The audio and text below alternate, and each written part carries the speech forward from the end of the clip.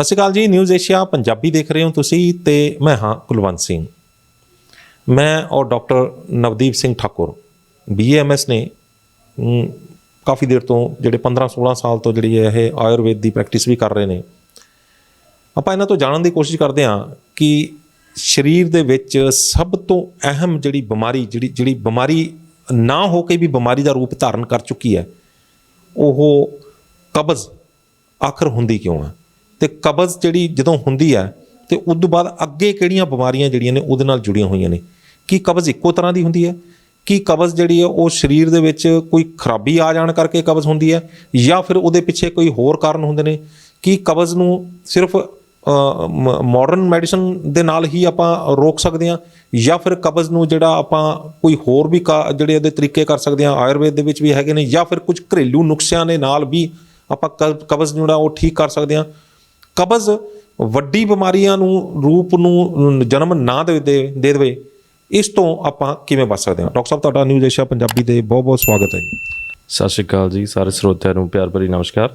Doctor ਸਾਹਿਬ, ਕਬਜ਼ ਜਿਸ ਤਰ੍ਹਾਂ ਮੈਂ ਸਟਾਰਟ ਕੀਤਾ ਹੈਗਾ, ਕਬਜ਼ ਨਾਮ ਤੋਂ ਹੀ ਲੱਗਦਾ ਵੀ ਇਹਨੇ ਕਿਤੇ ਕਬਜ਼ਾ ਕਰ ਲੈਣਾ ਜਾ ਕੇ, ਅਤੇ ਕਬਜ਼ ਯਾਨੀ ਕਿ ਕਬਜ਼ਾ, ਅਤੇ ਕਬਜ਼ੇ ਤੋਂ ਹੀ ਮੈਨੂੰ ਲੱਗਦਾ ਕਬਜ਼ ਜਿਹੜਾ ਇਹਦਾ ਰੂਪ ਇਹਦਾ ਨਾਮ ਚੱਲਿਆ ਹੋਣਾ। ਥੋੜ੍ਹਾ ਜਿਹਾ ਡਿਫਾਈਨ ਕਰੋਗੇ ਵੀ ਆਪਾਂ ਇੱਥੋਂ ਖਾਣਾ ਖਾਧਾ, ਇੱਥੋਂ ਚੁੱਕਿਆ, ਬੁਰਕੀ ਮੂੰਹ 'ਚ ਪਾਈ ਜਾਂ ਕੋਈ ਵੀ ਚੀਜ਼ ਮੂੰਹ 'ਚ ਪਾਈ, ਇੱਥੋਂ ਪ੍ਰੋਸੈਸ ਸਟਾਰਟ ਹੋਇਆ, ਫਿਰ ਕਬਜ਼ ਕਿੱਦਾਂ ਹੋਣੀ?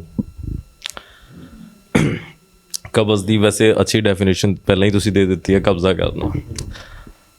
ਪਹਿਲਾਂ ਮੈਂ ਆਪਣੇ ਸਰੋਤਿਆਂ ਨੂੰ ਦੱਸਣਾ ਚਾਹਾਂਗਾ, ਕਬਜ਼ ਇੱਕ ਜਸਟ ਸਿੰਪਟਮ ਹੈ। ਇਸ ਤੋਂ ਅੱਗੇ ਹੋਰ ਕਾਫੀ ਬਿਮਾਰੀਆਂ ਬਣ ਜਾਂਦੀਆਂ ਨੇ। ਮੁੱਖ ਤਾਂ ਇਹ ਪੇਟ ਦੇ ਰੋਗ ਨਾਲ ਸੰਬੰਧਿਤ ਚੀਜ਼ ਹੈ। ਸਭ ਤੋਂ ਪਹਿਲਾਂ ਆਪਾਂ ਕਬਜ਼ ਦੀ ਡੈਫੀਨੇਸ਼ਨ ਦੱਸੀਏ ਬੰਦਿਆਂ ਨੂੰ। ਕਬਜ਼ ਜਾਂ ਇੰਗਲਿਸ਼ ਨੂੰ ਕੌਂਸਟੀਪੇਸ਼ਨ ਕਹੀਏ, ਇਹਦੀ ਜਨਰਲ ਪਰਿਭਾਸ਼ਾ ਇਹ ਹੈ ਜਿਹੜੀ ਕਿ ਅਲੱਗ-ਅਲੱਗ ਕੰਟੀਨੈਂਟਸ ਅਲੱਗ-ਅਲੱਗ ਹੋ ਸਕਦੀ ਹੈ, ਕਿਉਂਕਿ ਹਰ ਦੇਸ਼ ਜਾਂ ਕੰਟੀਨੈਂਟ ਦੇ ਵਿੱਚ ਥੋੜ੍ਹਾ ਲਾਈਫ ਸਟਾਈਲ ਅਤੇ ਕਲਚਰ ਅਲੱਗ-ਅਲੱਗ ਹੈ। ਪਰ ਜਨਰਲ ਟਰਮ ਦੇ ਵਿੱਚ ਅਸੀਂ ਗੱਲ ਕਰੀਏ ਤਾਂ ਜੇ ਵਿਅਕਤੀ ਨੂੰ ਆਪਣਾ ਸਟੂਲ ਪਾਸ ਨਹੀਂ ਹੋ ਰਿਹਾ ਪ੍ਰੋਪਰਲੀ, ਜਾਂ ਹਾਰਡ ਪੋਟੀ ਕਹਿ ਸਕਦੇ ਹਾਂ, ਸਟੂਲ ਪਾਸ ਨਹੀਂ ਹੋ ਰਿਹਾ, ਹਾਰਡ ਹੋ ਗਿਆ ਅਤੇ ਉਹਨੂੰ ਪਰੇਸ਼ਾਨੀ ਨਾਲ ਉਹਨੂੰ ਪਾਸ ਕਰਨਾ ਪੈ ਰਿਹਾ ਹੈ, ਤਾਂ ਉਹਨੂੰ ਆਪਾਂ ਕਬਜ਼ ਕਹਾਂਗੇ। ਹੁਣ ਇਹ ਐਕਿਊਟ ਵੀ ਹੋ ਸਕਦੀ ਆ, ਵੀ ਕਿਸੇ ਵੇਲੇ ਕਿਸੇ ਵਿਅਕਤੀ ਨੂੰ ਹੋ ਗਈ, ਜਾਂ ਇਹ ਬਾਰ-ਬਾਰ ਕਰੋਨਿਕ ਕੇਸ ਦੇ ਵਿੱਚ ਕਰੋਨਿਕ ਕੌਂਸਟੀਪੇਸ਼ਨ ਵੀ ਇਹਨੂੰ ਕਹਿ ਸਕਦੇ ਹਾਂ। ਹੁਣ ਇਹਦੇ ਵਿੱਚ ਮੁੱਖ ਤਾਂ ਆਪਾਂ ਇਹੀ ਕਹਾਂਗੇ ਕਿ ਤੁਹਾਡਾ ਜਿਹੜਾ ਸਟੂਲ ਹੈ ਜਾਂ ਪੋਟੀ ਹੈ, ਉਹ ਬਹੁਤ ਦੇਰ ਤੱਕ ਅੰਦਰ ਰਹਿ ਜਾਂਦੀ ਹੈ ਅਤੇ ਡੇਲੀ ਪਾਸ ਨਹੀਂ ਹੁੰਦੀ, ਅਤੇ ਜਦੋਂ ਪਾਸ ਹੁੰਦੀ ਹੈ ਤਾਂ ਤੁਹਾਨੂੰ ਬੜੀ ਜ਼ੋਰ ਲਗਾਉਣਾ ਪੈਂਦਾ, ਜਾਂ ਤੁਹਾਨੂੰ ਪੇਨ ਵੀ ਹੋ ਸਕਦੀ ਉਹਦੇ ਵਿੱਚ, ਤਾਂ ਬਲੱਡ ਵੀ ਆ ਸਕਦਾ। ਉਹਦਾ ਕੰਪਲੀਕੇਸ਼ਨ ਕਹਿ ਸਕਦੇ ਹਾਂ, ਦੈਟ ਇਜ਼ ਪਾਈਲਸ, ਉਹ ਬਵਾਸੀਰ ਦੀ ਫਾਰਮ ਹੋ ਸਕਦੀ ਹੈ। ਅੰਦਰੋਂ ਜਿਹੜੀ ਉਹ ਕੋਈ ਛਿੱਲਿਆ ਜਾਣਾ, ਅਤੇ ਉਸ ਦੇ ਵਿੱਚੋਂ ਬਾਅਦ ਫਿਰ ਉਹ ਲਗਾਤਾਰ ਕਿਉਂਕਿ ਸਟੂਲ ਹਾਰਡ ਆ ਰਹੀ ਹੈ, ਉਹਦੇ ਨਾਲ ਹਰ ਵਾਰੀ ਛਿੱਲ ਦੇਣਾ ਅਤੇ ਹਰ ਵਾਰੀ ਬਲੱਡ ਆਉਣਾ, ਉਹ ਉਸਦੀ ਕੰਪਲੀਕੇਸ਼ਨ ਹੈ। ਜਦ ਇਹ ਕਰੋਨਿਕ ਕੌਂਸਟੀਪੇਸ਼ਨ ਦੀ ਕੰਪਲੀਕੇਸ਼ਨ ਕਹਿੰਦੇ ਆ ਇਹਨੂੰ, ਬਵਾਸੀਰ ਹੋਣਾ। ਜਿੱਥੇ ਛਿੱਲ ਹੋ ਜਾਂਦੀ ਹੈ ਉੱਥੇ ਬਵਾਸੀਰ ਜਾਂ ਫਿਸ਼ਰ ਕਹਿ ਸਕਦੇ ਆ ਉਹਨੂੰ, ਉਹ ਅਲੱਗ ਚੀਜ਼ ਹੈ। ਬਟ ਉਹ ਹੁੰਦੀ ਆਪਣੀ ਕੌਂਸਟੀਪੇਸ਼ਨ ਜਾਂ ਕਬਜ਼ ਕਰਕੇ ਹੀ ਹੈ ਜੀ। ਅਤੇ ਕਬਜ਼ ਜਿਹੜੀ ਹੈ ਉਹ ਮਤਲਬ ਹੁਣ ਆਪਾਂ ਕਬਜ਼ ਦੀ ਤੁਸੀਂ ਡੈਫੀਨੇਸ਼ਨ ਦੱਸਤੀ। ਕੀ ਕਬਜ਼ ਜਿਹੜੀ ਹੈ ਉਹ ਇੱਕੋ ਤਰ੍ਹਾਂ ਦੀ ਹੁੰਦੀ ਹੈ ਵੀ ਆਪਾਂ ਖਾਧਾ ਬੋਡੀ ਦੇ ਅੰਦਰ ਜਿਹੜਾ ਹੁਣ ਸਟਾਰਟ ਆਪਾਂ ਇੱਥੋਂ ਕਰਦੇ ਹਾਂ ਕਿ ਇੱਥੋਂ ਗਿਆ ਅੰਦਰ ਖਾਣਾ, ਇੱਥੋਂ ਜਾ ਕੇ ਫੂਡ ਪਾਈਪ ਦੇ ਵਿੱਚੋਂ ਨਿਕਲਿਆ, ਫੂਡ ਪਾਈਪ 'ਚੋਂ ਨਿਕਲ ਕੇ ਇੱਥੇ ਅਮਾਸ਼ਯ ਹੈ, ਅਮਾਸ਼ਯ ਮਤਲਬ ਪੇਟ, ਜਿੱਥੇ ਜਿਹਨੂੰ ਆਪਾਂ ਹਜ਼ਮ ਕਰਨਾ ਹੈਗਾ, ਪ੍ਰੋਸੈਸ ਚੱਲਣਾ, ਵਧਾਣੀ ਚੱਲਣੀ ਹੈ, ਉਸ ਤੋਂ ਬਾਅਦ ਅੱਗੇ ਚੱਲਣਾ। ਇਹ ਦੱਸੋ ਕਿ ਇੱਥੋਂ ਕੀ ਹੋਇਆ ਜਿਹੜਾ ਅੱਗੇ ਜਾ ਕੇ ਉਹ ਕਬਜ਼ ਦਾ ਰੂਪ ਧਾਰਨ ਕਰ ਗਿਆ? ਆਂਤੜੀਆਂ 'ਚ ਕਿਉਂ ਜਾਂਦੀ ਆ ਖਾਣਾ, ਇੱਥੇ ਜਾ ਕੇ ਕਿਉਂ ਜਮ੍ਹਾਂ ਹੁੰਦਾ, ਆਂਤੜੀਆਂ 'ਚ ਕਿਉਂ ਜਾਂਦਾ ਖਾਣਾ, ਅੱਗੇ ਜਾ ਕੇ ਉਹ ਕਬਜ਼ ਦਾ ਰੂਪ, ਤਾਂ ਹੀ ਪ੍ਰੋਸੈਸ ਸਮਝ ਆਏਗਾ।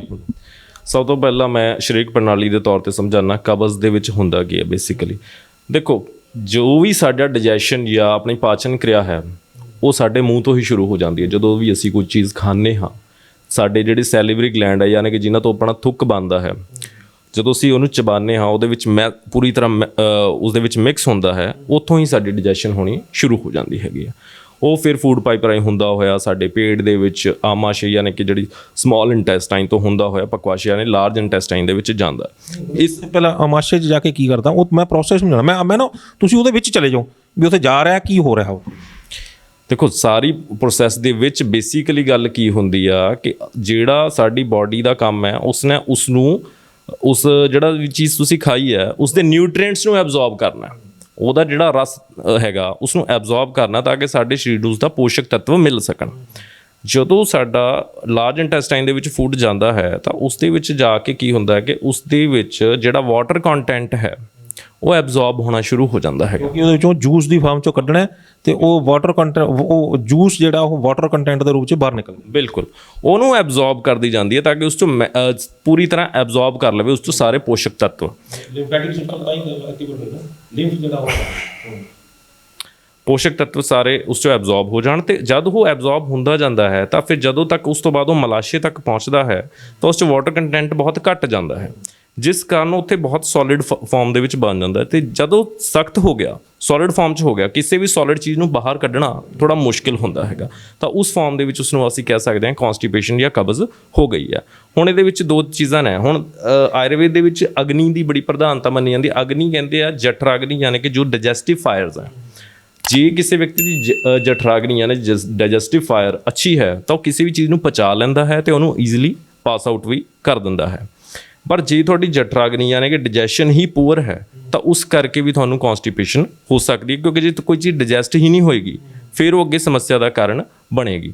ਸੈਕੰਡਲੀ, ਹੁਣ ਇਹਦੇ ਵਿੱਚ ਦੋ ਹੋਰ ਕਾਰਨ ਹੋ ਜਾਂਦੇ ਆ ਕਿ ਜਾਂ ਤਾਂ ਤੁਹਾਡਾ ਜਿਹੜਾ ਮਲ ਹੈ, ਸਟੂਲ ਹੈ, ਉਹ ਬਹੁਤ ਦੇਰ ਤੱਕ ਉੱਥੇ ਪਿਆ ਰਹਿੰਦਾ। ਜਦੋਂ ਬਹੁਤ ਦੇਰ ਤੱਕ ਪਿਆ ਰਹੇਗਾ ਤਾਂ ਉਹਦੇ ਵਿੱਚੋਂ ਵਾਟਰ ਕੰਟੈਂਟ ਖਤਮ ਹੋ ਜਾਏਗਾ ਤੇ ਸਲੋ ਮੂਵਮੈਂਟ ਕਰਕੇ ਵੀ ਤੁਹਾਡੀ ਹਾਰਡਨਿੰਗ ਹੋ ਜਾਏਗੀ, ਸਟੂਲ ਦੀ ਸਖਤ ਹੋ ਜਾਏਗਾ, ਪਿੱਛੋਂ ਹੋਰ ਆਈ ਜਾਏਗਾ, ਅੱਗੇ ਉਹ ਹਾਰਡ ਆ ਉਹ ਪਿਆ ਹੈਗਾ, ਦੋਨੋਂ ਮਿਕਸ ਹੋ ਕੇ ਹੋਰ ਜ਼ਿਆਦਾ ਹਾਰਡ ਹੋਏਗਾ। ਬਿਲਕੁਲ, ਉਹ ਸਖਤ ਹੁੰਦਾ ਰਹੇਗਾ, ਸਖਤ ਹੋਣ ਕਰਕੇ ਕੌਂਸਟੀਪੇਸ਼ਨ ਹੋਏਗੀ।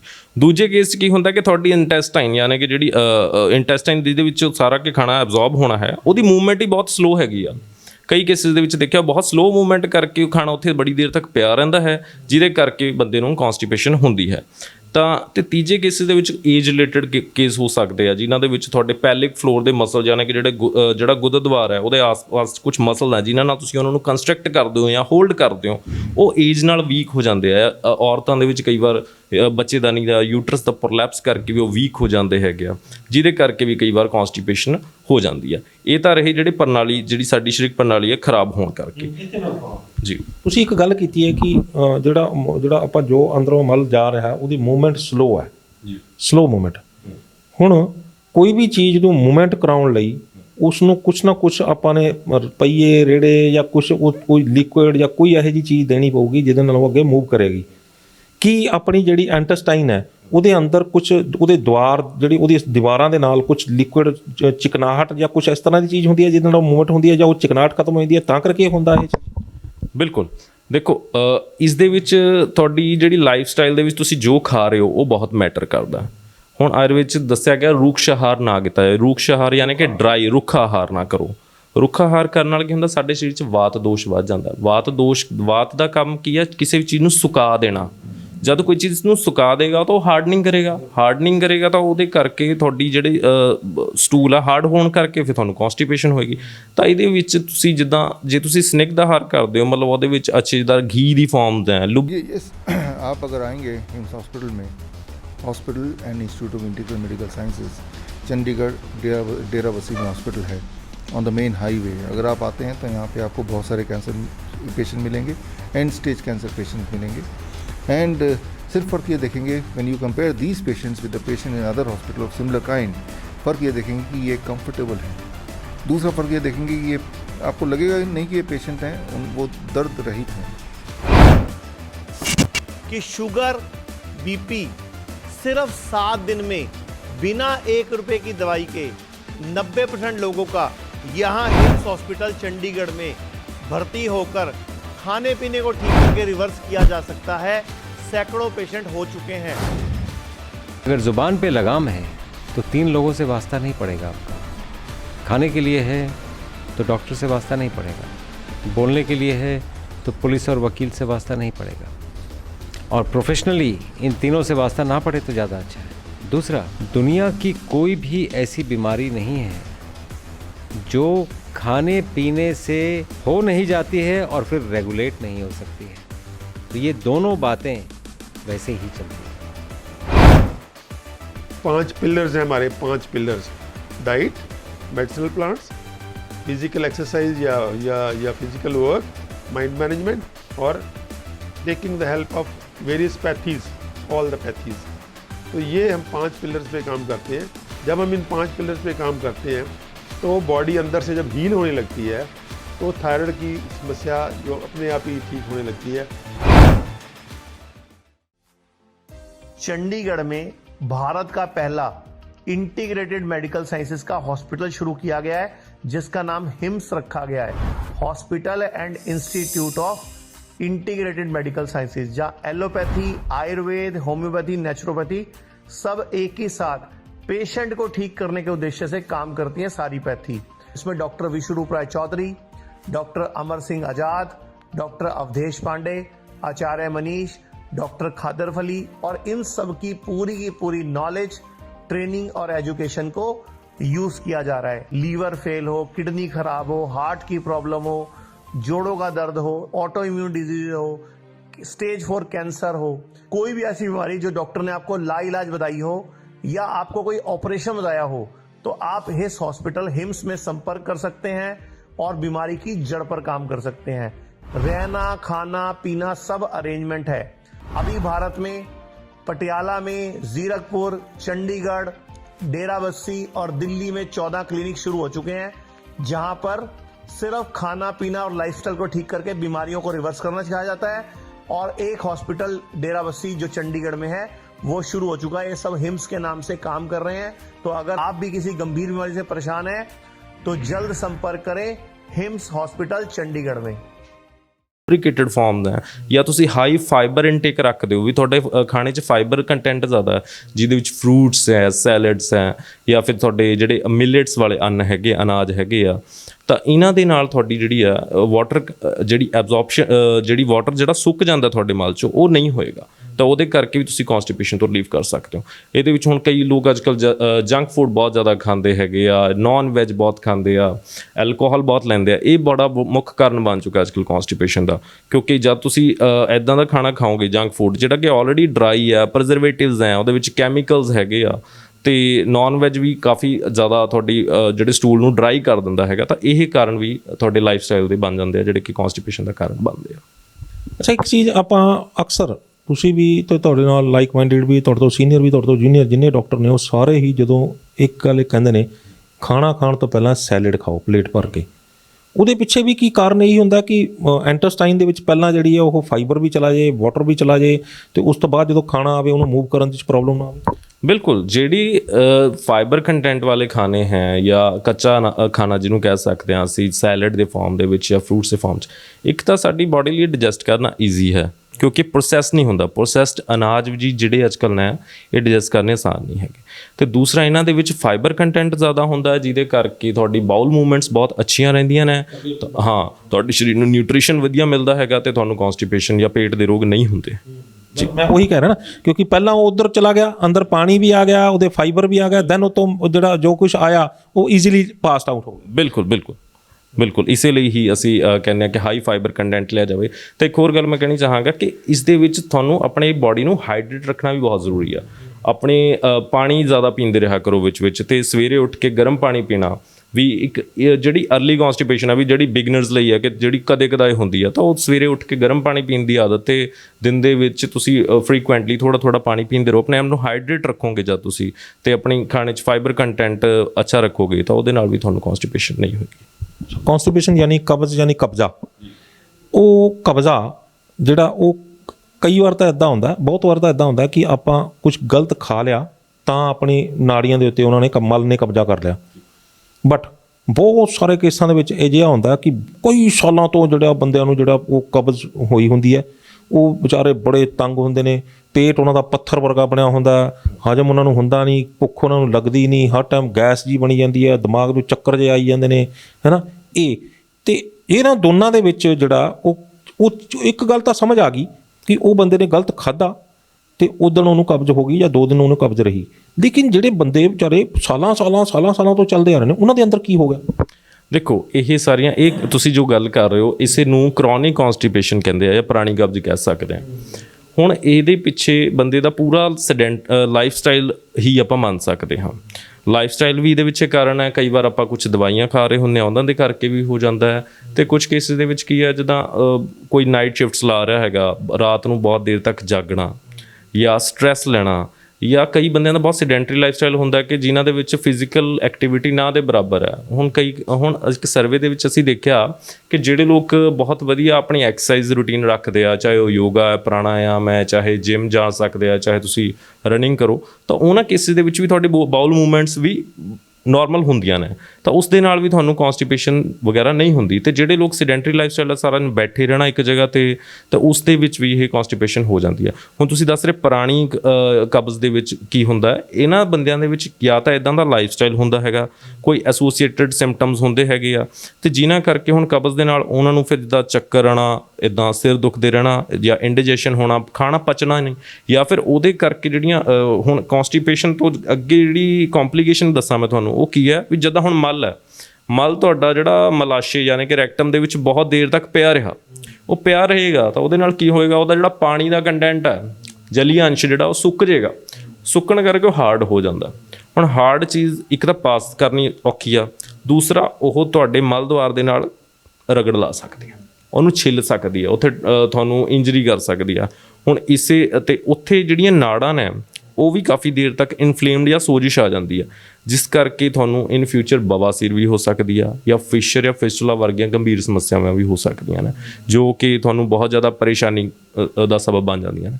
ਹੁਣ ਅਜੋਕੇ ਸਮੇਂ 'ਚ ਸਾਡੇ ਲਈ ਸਭ ਤੋਂ ਵੱਡੀ ਸਮੱਸਿਆ ਇਹ ਹੈ ਕਿ ਕਬਜ਼ ਐਸੀ ਚੀਜ਼ ਹੈ, ਹੁੰਦੀ ਬਹੁਤ ਸਾਰੇ ਲੋਕਾਂ ਨੂੰ ਅੱਜ ਕੱਲ੍ਹ ਮੰਨਿਆ ਜਾਂਦਾ ਕਿ ਹਰ ਥਰਡ ਪਰਸਨ ਇਸ ਤੋਂ ਜੂਝ ਰਿਹਾ, ਪਰ ਇਹ ਗੱਲ ਐਸੀ ਆਪਾਂ ਕਹਿਣ ਤੋਂ ਸ਼ਰਮਾਉਂਦੇ ਹਾਂ।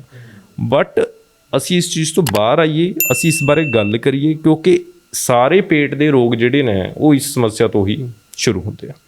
ਡਾਕਟਰ ਸਾਹਿਬ, ਬਹੁਤ ਵੱਡਾ ਸਵਾਲ ਹੈ, ਮੈਨੂੰ ਲੱਗਦਾ ਦਰਸ਼ਕਾਂ ਦੇ ਮਨਾਂ ਦੇ ਵਿੱਚ ਵੀ ਹੋਊਗਾ।